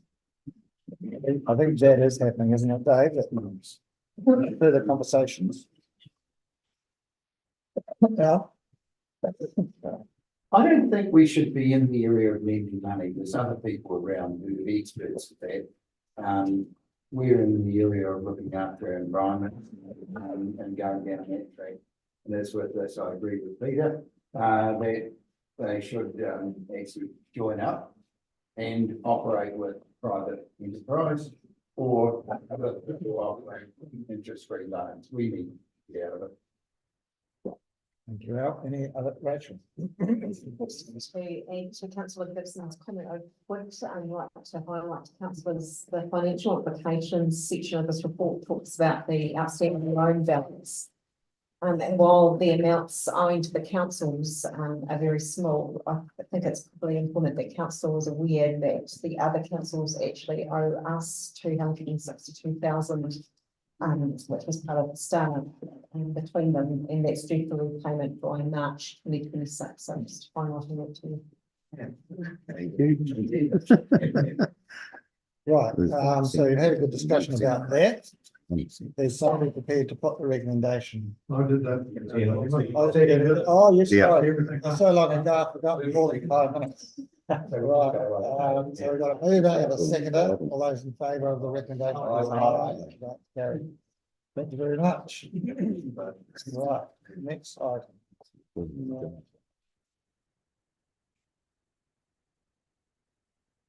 9.4. I'll find it on my list here. Right, page 78. The submission on the resource management amendment bill.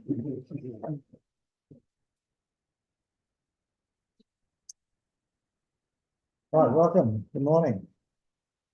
I'm here to present seek your approval on the draft submission which is prepared on the latest bill resource management information order and other renewals bill. So you have seen our draft submission and the agenda. and it is outlined in the summary, and there are a few key points that are in place.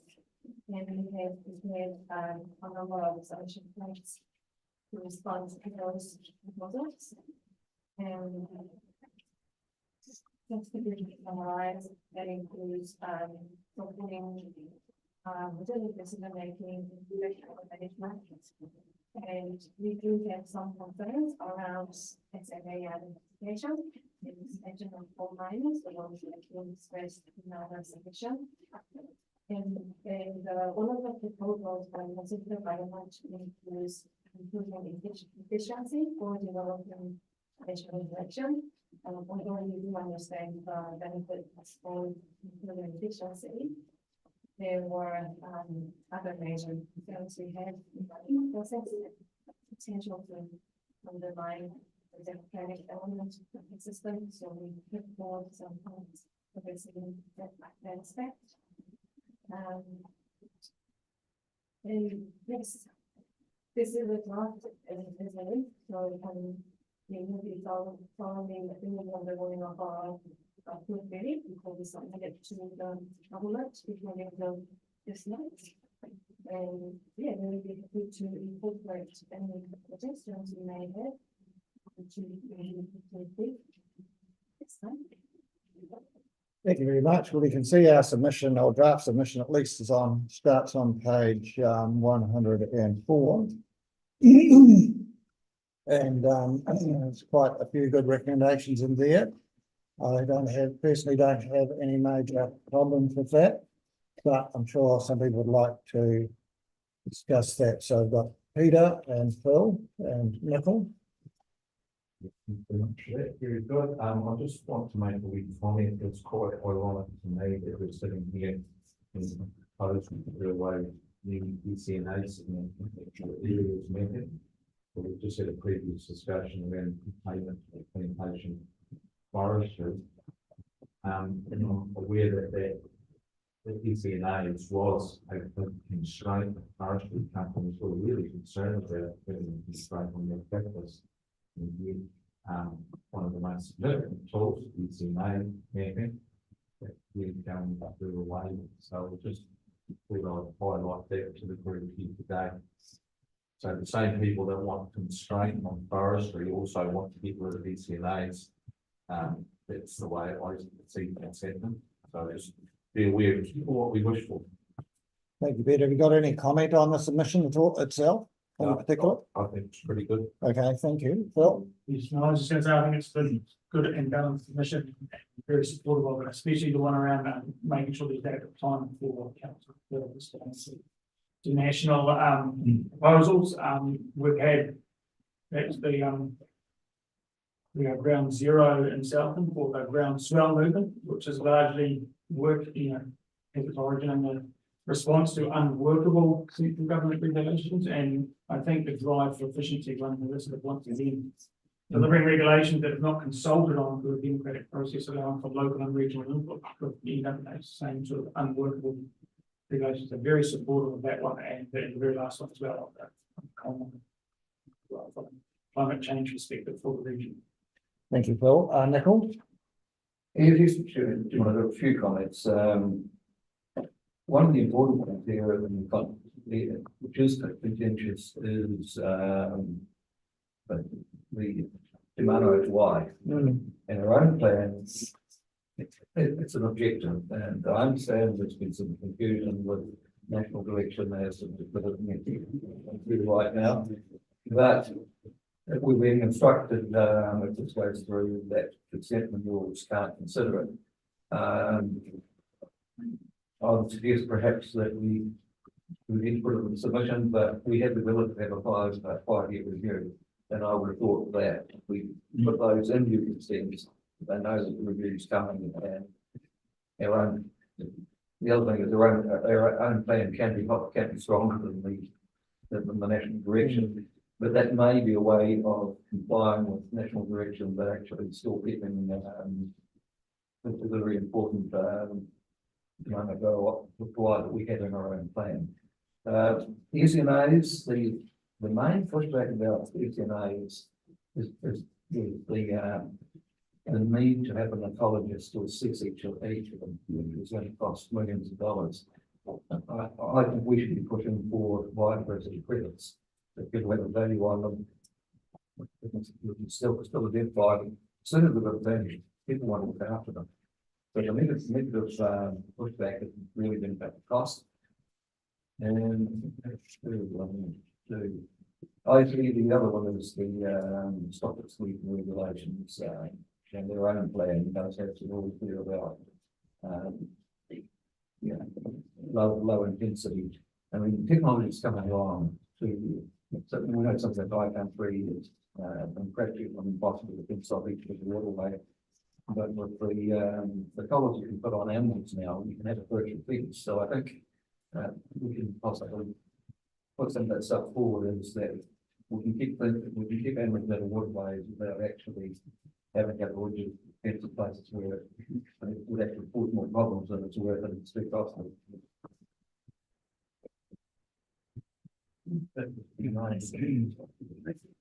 Oh no, that's the last one. If they revoke the current intensive water grazing laws, that means their own appendix M comes into play, and we're left with a much more impossible situation for those trying to put $2,000 plan in place in 6 months. So that's the plea we've made to government, and we've given them the option, put some flexibility in there. We know farm plans are an idea at all, but at the moment, if they go down the track they were proposing in this bill, it gives a real problem to Waikato and ourselves with the time frame, but all their catchments will be online, and we're faced with an impossible task. So that's it. That's the other thing. I think there were 4 points there, Levine. Yes. Did you get those, Shana? Is it that you happy that you captured those to add in? But you could check with Nicole later to make sure that they're all there. I think, well, I certainly support what you're saying. Do you know, to clarify that, are you suggesting that in the resource management amendment bill, there is reference to biodiversity credits? No, within that. The problem probably isn't on that something we should use the biodiversity credits may well be way forward. Something we might just do ourselves. Yeah, that's why I just want to clarify, using that at a regional level, using it to something that's added to the proposed amendment. It's a piece that may not be appropriate. We can have to talk about that actually. Appropriate. So this process, Shana, is there enough time to try and incorporate some of these things and send them back, or should we try and decide today whether or not we should include those? A submission has to be sent by the this one. So There's not much time really, then, is there? I think we should try and decide today. So Phil, what are you saying there? You're saying I know all those points are valid, but I'm just wondering how they pertain to the proposed amendments that central government's put to us in terms of examination. I think they're all valid, but I think some of those are things that are acted on regionally or progressed by means other than this particular amendment. It would be my understanding. And I'm happy with that if that particular one is better dealt with in another way. so. Have you got that then, Shane? I'm a bit lost myself, to be honest. yeah, I've got the points around discussed by that. Okay. Anybody else like to comment on the submission, Jeremy? Yeah, I'll probably have a wee bit different view on the SNA side of things. We do know we've got our own high value areas in the Environmental Enhancement Fund. We do know there's a lot of work being done in fencing off and protecting those areas. And I know that, and probably a wee bit around the rules around the costs, and there were people that were deciding whether to do, I know there was talk about riparian planting becoming an SNA, then all of a sudden it's regulated, whereas I don't think that is correct in the SNA rules, but these are the discussion going on what happens, just the over-regulation on these things. So I think we're doing a lot on that. I don't know just how much has been lost in regards to this. There's obviously going to be reports in regards to that, but Yeah, yeah, I'm just one of those ones that there is a lot being protected anyway within, I know sheep and beef do have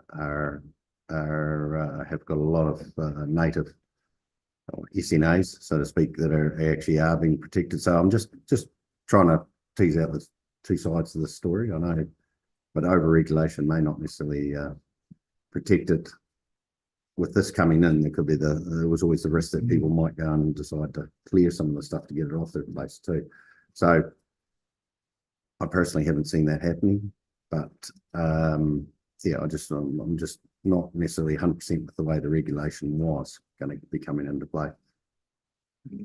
Just wanted clarification. I think the cost for the territorial authority was a big issue. Yeah. I think Southland is estimated they're up about 3 million. To have facilities identified once we go and do it. And I think everyone's in favour of identifying, and it's just can take away the barriers that perhaps over time. But you might just do some on a region and say, yes, we know the species here, but cost of doing each one was quite limited. Nothing against identifying. So, I'm looking at that recommendation, that particular one on natural areas. How would you want that to be changed, Nicole? Well, I think it would be keep the identification, but take away the expense. Okay. Look at making it more effective, right? Effective and efficient. So I think everybody wants, if it's limited natural areas, yes, we want them to be identified and protected. We just don't necessarily want the cost of having to identify each plant in there, which is probably overkill on it. That's just where the pushback comes from. Yes, Phil. So I think what Nicole suggested is probably consistent with the recommendation that's in there about retaining local government's ability to enact regulations that are locally defined, because then we would have the freedom at a local or regional level to do so. So I think that would be consistent with the recommendation that we've got in the issue. I would have thought. You don't need wording change at all. You think it's okay? Okay. Anybody else? All right. Well, thank you, Sean and Marcus, for that. That's very good. Do we get an opportunity to appear in front of the select committee? Was that planned or not? To support this? Chair, we can put an option. We've had pretty good strike rate so far. So that can be section 2. So if that continues. Okay, so if there's an opportunity, you would. Yeah. All right, thanks very much. Okay, that's what I move the recommendation and Chairman noting the value-added water plan takes account of some of the concerns that we have that we can implement on a regional basis. Yeah. Will do any good in the end? We can only hope, but I think that's a good submission of that. So we have a mover and a seconder, Nicole. And all those in favour, please say aye for the recommendation, and against. Go. Thank you. Thanks again. Right, item 9.5. This is the PCE report update. So doing Rodway for this update is on annual leave at present, and actually chief scientist is in a discussion with the PCE's office at the moment.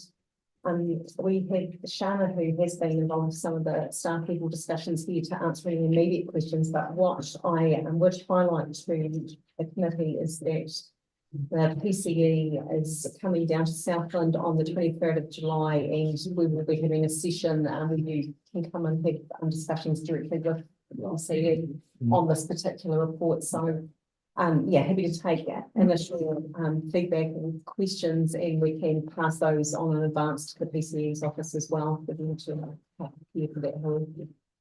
Thank you. Well, I hope everybody took some time to read the report. It's pretty weighty, but certainly very interesting. So we've got Al.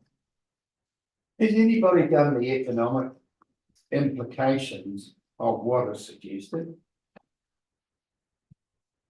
I know John Upton did have a report done. I'd love to see that, because it's been done more recently than our own economics. So So when it comes down, that could be a question, we'd love to see. Because, and because I look at this, and there's a generation of people ruined. Now, if that's the cost we're gonna go through, that's the cost we're gonna go through. But when I read the reports and the scenarios, that's what's gonna happen. There's big communities ruined. Thank you, Al. There's Peter. I'll just respond to what Al just said. That's a good point, but there's another side to that. If we don't do that, what is the cost for future generations too? I'd like to see that included. That those figures would be somewhat hard to obtain. And that's why we don't talk about that. But I'd also like to say that talks about system change and land use change required rather than adjustment. Those are different messages we're getting from the current government. They're talking about adjustment across multiple. And so it's not quite in line with the new government. Also, through this report, there's a constant thing, and I'm picking it up wrong, please tell me, a realization that the regulatory framework that's pushed change alone has not been working. And that's quite clear through that's the thread through this report. So it's just I might be picking this up wrong, but I would like to see that as a discussion point, and I'm really pleased that whether Simon Upton or staff from the office would come in, I'd like to see that it's a good, like an afternoon or a morning session, something significant. And also, there's a statement in here around catchment groups and local-based initiatives should be promoted. And immediately I think around our wish to collaborate with wetlands throughout the province. And it actually goes further. When he talks about catchment groups and councils and regional councils together, he uses the words dissolving powers and funding these groups. Quite significant statements there, one would think. So very happy to put this on the calendar, and I will definitely be very grateful. So thank you. Thank you, Peter. Anybody else, Phil? I just do observe that there is, in some respects, what he's discussing aligns with a lot of the recommendations from the regional forum in terms of moving to managing integrated banking, but at a catchment level. He speaks of, perhaps he uses the term institution when he speaks of catchment groups, and my concern is that catchment groups are kind of grassroots, they are community driven, and you could change the character of them if you were to ask them to take a governance role as opposed to an advisory role. And to know that the regional forum had recommended the formation of catchment Hawara committees to take on that institutional role at a regional level to manage catchment level effects. So there is consistency. The choice of language we use might be different. But I think for me, one of the things was the fragmented policy landscape.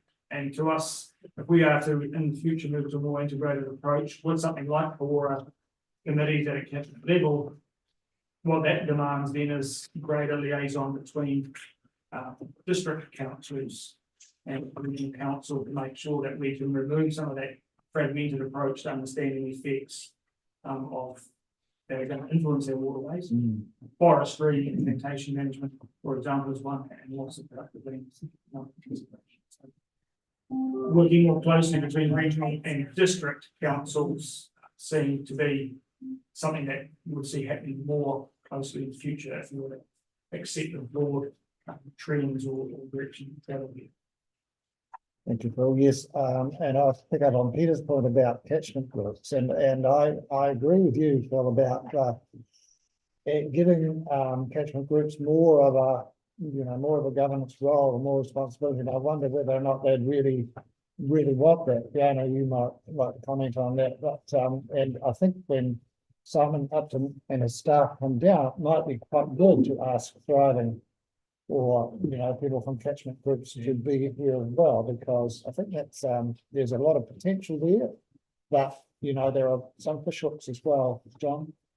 Just looking through the scenarios, getting back to the regional forum, there's not a lot of strength on wetlands within this, is what I'm seeing as well. So there's some opportunities here that may not be being considered off the bat, what Regional Forum has proposed to. So whether that's fed into this report enough, I don't know. Anybody else? Jeremy? Yeah, I love looking at graphs and looking at the numbers and things. So just a quick question. We don't need to, I think it's a great report and testing things out, but I'm always looking at the numbers that are indicating how things are on page, it's 113 of our document. Just got the scenario of nitrogen loads in Mataura. Just what, for me, they're a bit confusing. And is this data from the economics project? This is where they've come from? I mean, this work, I'm just, because we're only going up to about 37 kilos per hectare, whereas I know that's not the, I'm just trying to understand the numbers. Yeah. They seem quite low. And from our point of view, but they're, yeah, so it's just a question, where's this data coming from? I'm wondering if it would be useful for those sorts of questions that you. Yeah, I don't need the answer, but they. Well, about the economy, if we could, send those questions to Simon or his staff before he comes down, so that we're sort of aware. I think it's really important that Mataura was a catchment that was modelled and how things would change in it. Yep. So that may be one of the reasons why he wants to come down here. So that's really good. Anybody else? Yeah. Sorry. No, I was just saying, I just to understand what terrestrial total nitrogen is as an overseer number, or how do they get these numbers? It's looking at our economics projects and things that the midway for dairying is about 35 or something in the economics project, but we stop here at 37 on this graph. There's higher outputs, discharges than that. So it's just, that's all I'm asking. No, but it would be good to have a session, even the economics. Thank you. I'll take that. But Nickel wanted to say something. Yeah, yes, Mr. Chairman, there's a lot of this report, and I think one of the things I'd like to hear more about is the suggestion of a charge for commercial water use of water, which could also affect the millions of level owners again. Just having seen what happened in Australia, probably a good idea, but at least with proceeded with caution. When he was doing an assessment of overseer, he did come across the physiographic work which we were doing, and he's very positive about that as a call. Catchment groups, I would make a comment that perhaps they could have from come along too. But he's also talking about plantation forestry with potential to take it out of the EPS by 2030. These are quite far reaching recommendations. So, well, I think all those things we need to get them water on and see, because they have spent quite a bit of time in South, and I know that I spoke to him about 12 months ago that he was getting an economic study done. So that mentioned before. So those are just some of the things, but it takes a bit to get the head around it. It doesn't really give us a lot of, doesn't give us a template. It does highlight some of the issues and think help to get it useful. So what day is it going to be here? It's Tuesday, the 23rd of July, and just in response to some of the questions about thriving, Fiona has been liaising with thriving and others about the visit.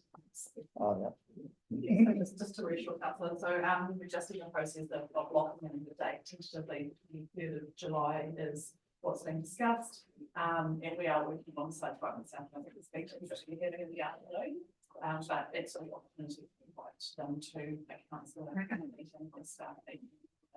And I think just my suggestion would be the collation of some of those technical questions, because would be really helpful. And some of those we may even be able to receive a response to prior to the meeting, because it will be a relatively short amount of time. So how we actually address that.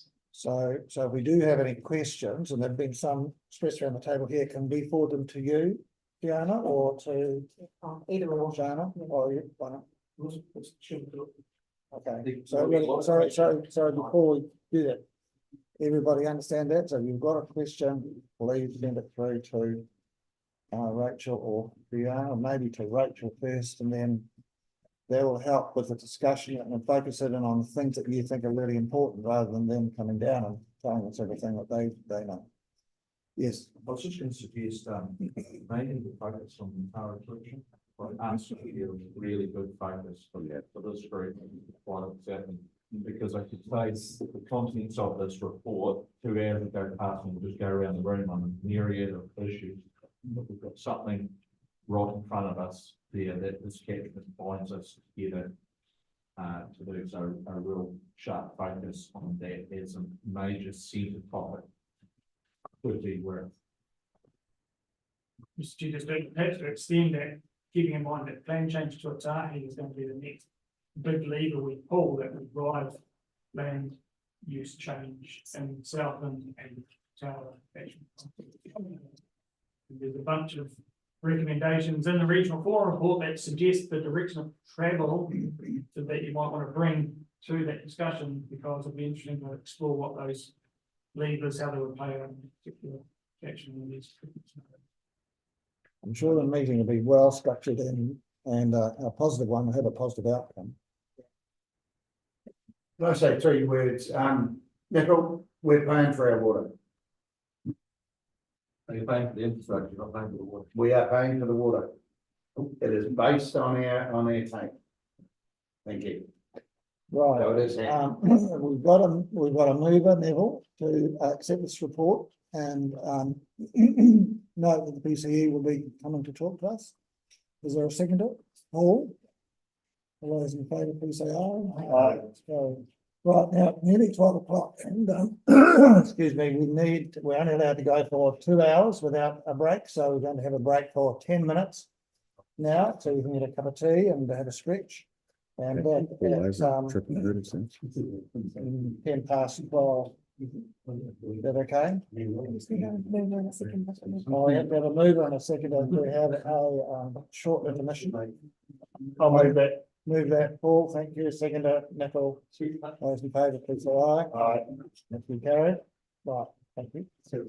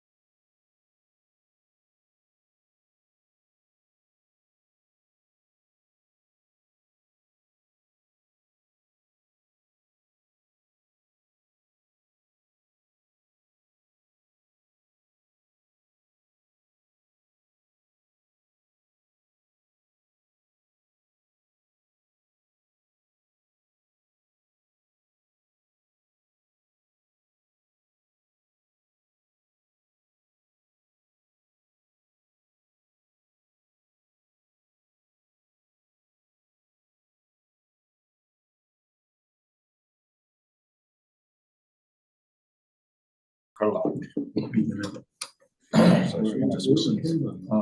Hey, we're gonna whistle. It's been 10 hours, come on.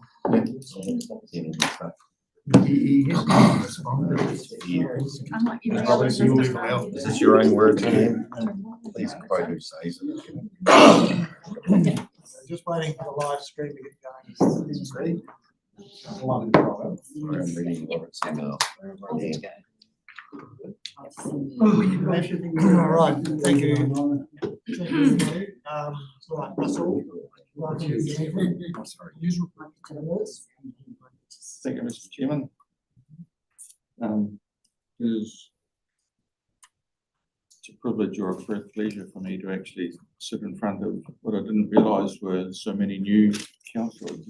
That's actually a reflection on me more than on you, because you've been sitting around the table for a considerable period of time, and that means that I haven't actually taken the opportunity of updating you personally on transport issues. So the request that came through to me, that I've got a little presentation together and a paper together on why the regional council is involved in transport is actually a timely reminder of that. So I'm going to assume that you had a look at the paper that was included in your agenda, and that really just sets out the Land Transport Management Act responsibilities.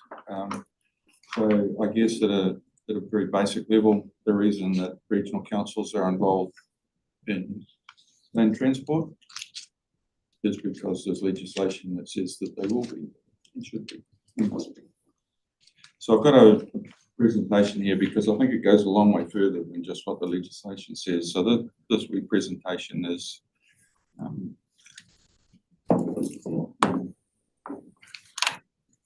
week just before. Here we are. I want to go back one.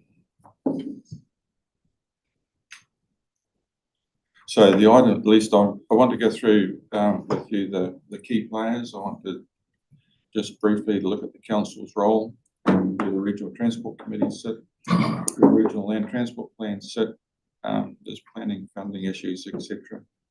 So I hope I don't take up too much of your time. You've had a busy morning. So the first and most important, I guess, key player in this is the Ministry of Transport, because they're responsible for the legislation. More particularly, they provide the guidance to the Minister of Transport on transport issues, and certainly provide a big component of what should be, I guess, continuity when there's a change of government. They monitor the activities in the transport area, and probably one of the more important things that governs our work is that they develop a government policy statement on land transport, commonly referred to as the GPS. And for those of you that haven't had exposure to transport, we use acronyms by the dozen. The second key player is the New Zealand Transport Agency. So they actually control the government's investment. So the investment set out in the GPS, where the government wants to see their money spent, or the money that's collected from and petrol tax, and any other additional funding that they put into the pot. So the NZTA have control of that and the allocation of those funds. They have a dual role now, unfortunately, and that is to manage the state highway system as well. So under the state highway system management, they prepare activity management plans, which are the same as the local TAs, or all the TAs have to have an activity management plan there's at least a formation document, underlying document for the funding requests. The highlighted issue there is significant because they must give effect to the GPS. So if the government policy statement says that the government wants to spend all of their money in a particular area, that's what NZTA have to allow that, at least allocate those funds to. We'll come to the RLTP where that fits, but that is different to the RLTP. Obviously, we have our territorial authorities, or they are road controlling authorities, including the Department of Conservation. And as I indicated, they prepare and have an activity management plan, commonly called an AMP, and that includes all the forward work program that they and the funding that they are going to require for their various networks. That information is then fed into our regional land transport plans. The territorial authorities are responsible for the promotion of land transport safety. The police have an education, obviously, and an enforcement role, and our regional councils. So the regional transport councils are responsible under the legislation for appointing a regional transport committee, and the regional transport committees, by delegation from the regional council, prepare the RLTP that sets the strategic direction for both land transport and public transport. I'm not going to specifically go through this, but I'm sure you'll be able to get a copy of the presentation. But that's, if you like, an indication of how the process works. So our regional transport committees are appointed by the regional council. That was done after every triennial election. The regional council are responsible for approving variations that the regional transport committee put through, and they're to our RLTP. And the RTC is also responsible for providing guidance on any issues that you as a council might ask for. The regional transport committee is bound by a couple of objectives that are in the LTA, the Land Transport Management Act. And the first of those is to prepare a regional land transport plan and act as a forum on transport issues. And the second, to promote and facilitate the establishment and maintenance of an appropriate, safe and efficient land transport system within the Southland region. So for Otago and Southland, for some years now, about 2015 I think it was, we have been meeting jointly with the Otago Regional Transport Committee. So it's been run on the basis of a joint meeting. They are not a fully joined committee, so they still operate as two separate committees. There is one representative from each of the territorial authorities involved and one representative from the Transport Agency. The meetings are held jointly. The chairmanship is rotated. And they consider issues and recommendations on a pan-regional basis. So that's the group that have been preparing the Southland Regional, Otago Southland Regional Land Transport Plan, because it's been just recently the midterm review. The Regional Land Transport Plan has two parts to it. The front section is a strategic section. It includes objectives, policies, etc. And the second section, back section we call it, is the Combined Transport Program, which is a list of the activities and where the expenditure is planned to be made by the road controlling authorities and comes from their activity management plans. Set up under a maintenance renewals, budgets, improvement budgets, public transport, and obviously regional planning. And in some ways, the good thing about it is that our RLTP does not have to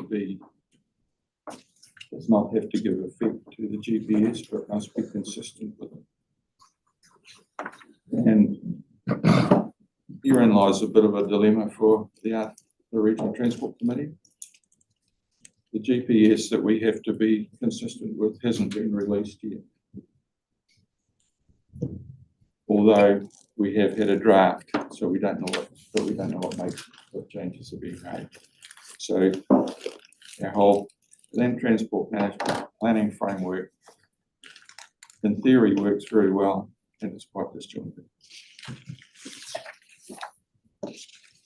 So the role of the RTC in the RLTP is to set those objectives, policies, and identify problems and benefits. And from the problems and benefits, we use that to prioritise programs later on. We compile the activities and the funding requests from the TAs or from any other government organisations that are approved at any time to receive funding through the RLTP. And then we use the problems and benefit statements and the ratings of those to set the project priorities across the combined regions. So a project for Southland District Council, and a project for Gore District Council, Port Invercargill City, are compared across a range of headings, and the RTC puts a priority on them, results in a priority for that project.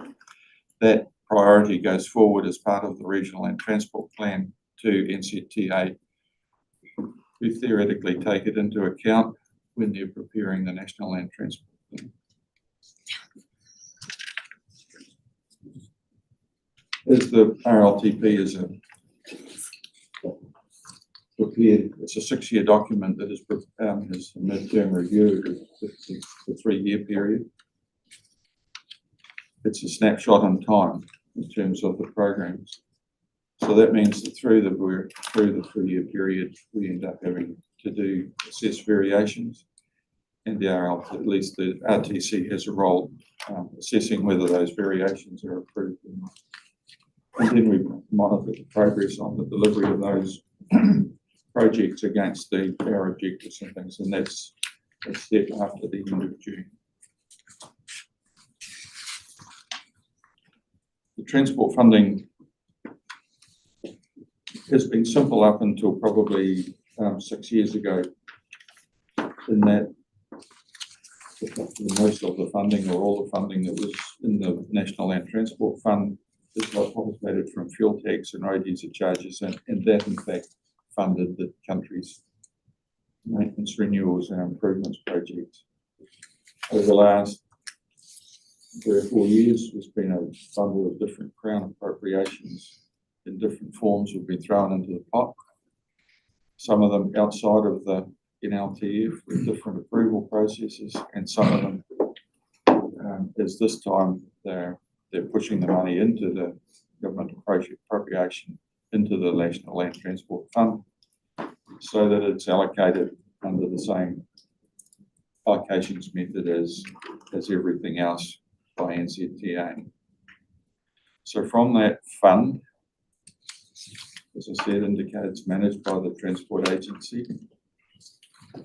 State highways are 100% funded from that, fuel tax, etc. Or, as is happening this time around, proposed this time around, for the roads of national significance from Crown appropriations. The local government, the TA sector, funded within a financial assistance rate somewhere between 51% and 56% across the Southland region.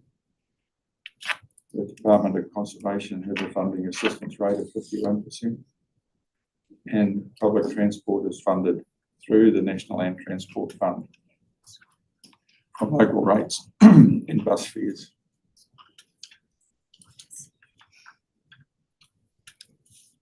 So in terms of our RLTP, the GPS actually should provide us with guidance over a 3-year period. As I've indicated, sometimes it comes out a bit later.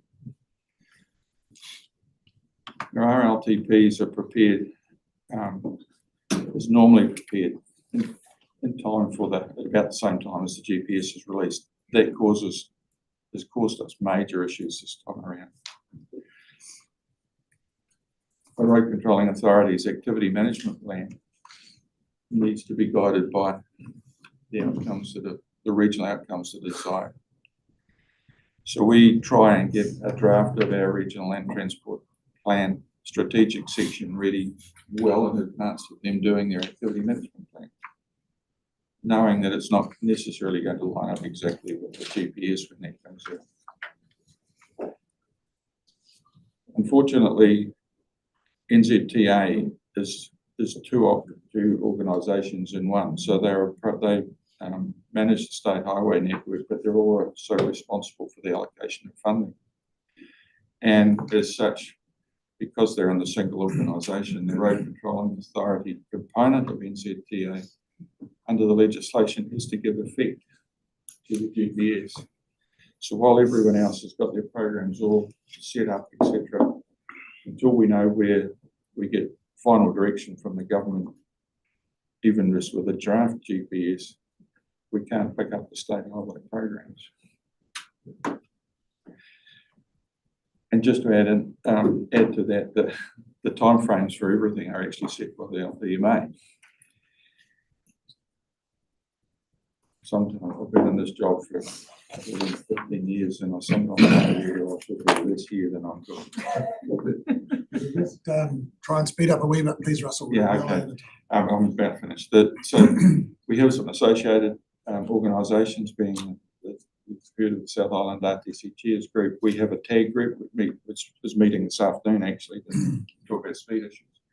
Transport Special Interest Group, which is a regional sector group of regional transport staff, and the Roading Efficiency Group. And if you've taken any notice of the GPS, you'll see that their role in transport is becoming greater with the latest GPS.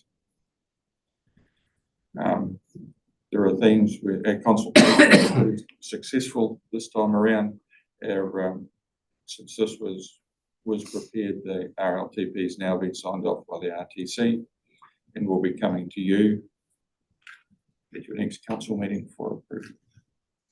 Thank you very much. Any questions, Jeremy? Have you got anything you want to add? No. Okay. It's reasonably, like I say, it's some time. There is a few things that could be a lot better if it's timing, but we're always going to be waiting for government. And the reality is the government's trying to work out what they're doing too. So, but we've been through the process, the midterm reviews, and I think we're ticking along pretty good. Awesome. Yeah, thank you, Nicole. Yes, thanks for that, Russell. I'm assuming these frustrations have been going for years. It's not just the change of government. Also a bit of a concern to hear that NZTA wear two hats, and difficult to see there's not a little bit of bias in there, which is not much comment. I don't think that there's bias so much as the NZTA see that they have to give effect to government policy directly in terms of the allocation of funding and the work that they're going to carry out on the state highways.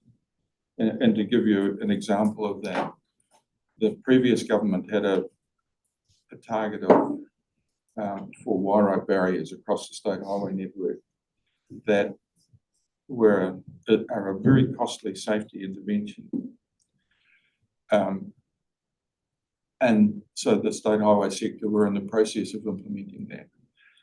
The revision to the new GPS has taken that requirement for a specific length of wire rope barriers out, and has changed the emphasis to being, hasn't changed the safety emphasis, but it's changed where the emphasis can go. So, for example, in Southland, they had been promoting some wire rope barriers. They're now going to take a little less money and be able to do seal widening on the state highway with what are now called wide centre lines, where you'll see sections of state highway with two lines up the middle of them, and put 40 tactile markings onto those centre lines, which means that if you hit the centre line, you've actually got a metre before to react before you're in the opposing traffic lane. Now, for a region like Southland, a number of kilometres of that over a few hundred metres of wire rope barrier, I think, would probably be seen by most people as being a really good outcome. So I don't think that they have, the issue is that they are governed by giving effect to the GPS. So the timing is there. I don't think it's an issue as far as allocation of funds is concerned. Thank you, Russell. Al. Through you, Mr. Chair. Russell, you mentioned that the funding thing changed 6 years ago. Is that why our roads are in a mess at the moment? No. Simple answer. So when I said that the funding changed, the funding changed because the government started injecting funding from outside of the National Land Transport Fund. And that was so that they could carry out specific projects, if you like, through the New Zealand Upgrade Program and such like. the issue that there is around roading and the maintenance at the present time starts probably 10 years ago, and you may remember at that time there was a real focus on value for money is not actually necessarily the right term, but on trying to drive some of the costs out of the system. And for a period of about 8 or 9 years, maintenance funding for TAs and the state highway effectively flatlined. So it was at this point and it was flatlined. Now, we all know that if we stop doing maintenance for 10 years, sometime or other you're going to have to catch it up again. So that catch-up program started to some extent 3 years ago, and then that was flipped upside down by this bit of a storm in the east coast of the North Island that just totally confused funding. But it's continued this time around. So our councils this time around, the activities and you'll have seen that it's now gone from just maintenance into potholes and operations. Pothole activity class it's a bit of a misnomer because you'll say we're expecting all the potholes to be fixed out of it. Well, it's actually about ensuring that the roads are the renewals, the reseals, the rehabilitations are done at the right time, etc. So you don't get potholes. There's a component of it. There is a bit of it that says we want people out on the road to put some mix into a pothole when it forms, but that's all. So this time around, the activity class that's been specified in the GPS for pothole repairs and operations of our roads for both state highways is substantially increased. However, there's also been substantial increases in costs. Right, thank you, Russell. I'd like to move on now. Would somebody like to recommend that we receive that report? Yep. John, and seconded by Jeremy. All those in favour, please say aye. Aye. Thank you. Thank you very much, Russell. Right, the next item is, we've still got quite a few to go and we're about an hour behind time. Some people might have meetings scheduled for this afternoon, so we want to make sure we get things covered properly, but we don't have too much delay.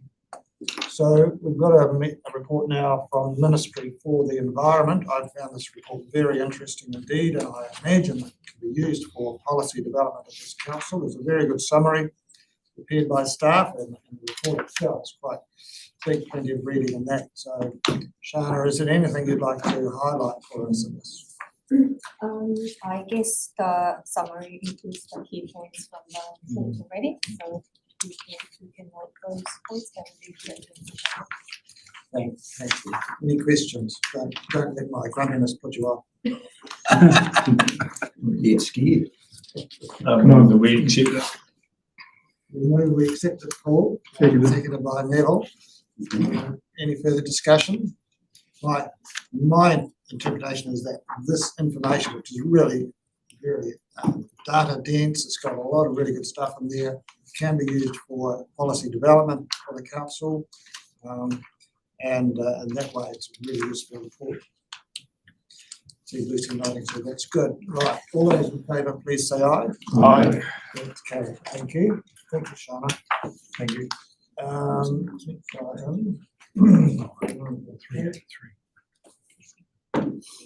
Land portfolio update, Liz. Thank you. Kia ora, take this report as read. Don't need to go through it a lot, but a few things have slightly changed since this report was tabled, so I just want to update you on. One was in relation to the Court of Appeal. Leave was granted to a notice of appeal, the decision on Rule 4. Since then, we've filed that notice of appeal yesterday. There's been a lot of work in terms of the plan implementation fact sheets are now available at least on 6 different topics, so hopefully you would have seen those fact sheets. They should be online on the website. In terms of the certification of the certifiers, the approval of certifiers, we've had 29 through at local training, regional training for certification for farm plans. 15 of those have been assessed, and recommendations are to approve at least 13 of them, and a couple of them just being worked on. There's another 15 that have gone through the process of assessment that will have yet to be tabled for approval. Yep. Any other questions? Thank you. Anything else then? Nicole? So really on the farm plans, we're sort of on hold waiting for government direction at the moment, or we're continuing to get things in place, but. I believe Lucy may be able to answer. Yes, there is an item coming up under public input about farm plans. We have to do a supplementary report, so we can perhaps discuss that in more detail then.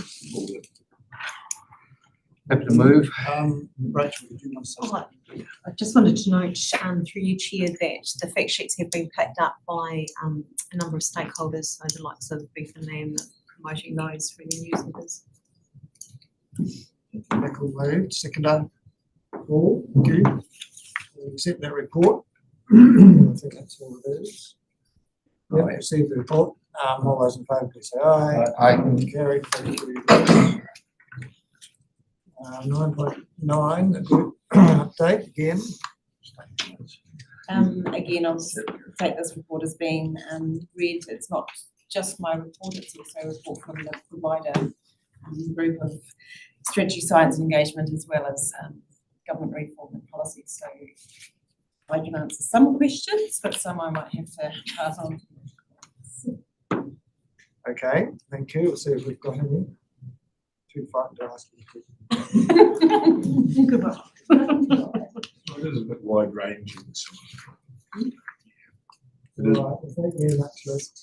Somebody like to move that, please. I'll move, Chairman. We received the report. Paul, all those in favour, please say aye. Thank you.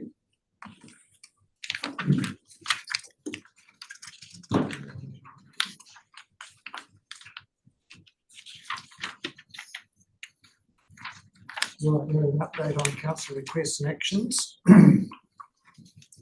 Okay, It's just a overview of all the actions from previous strategy and policy meetings, just to keep you updated.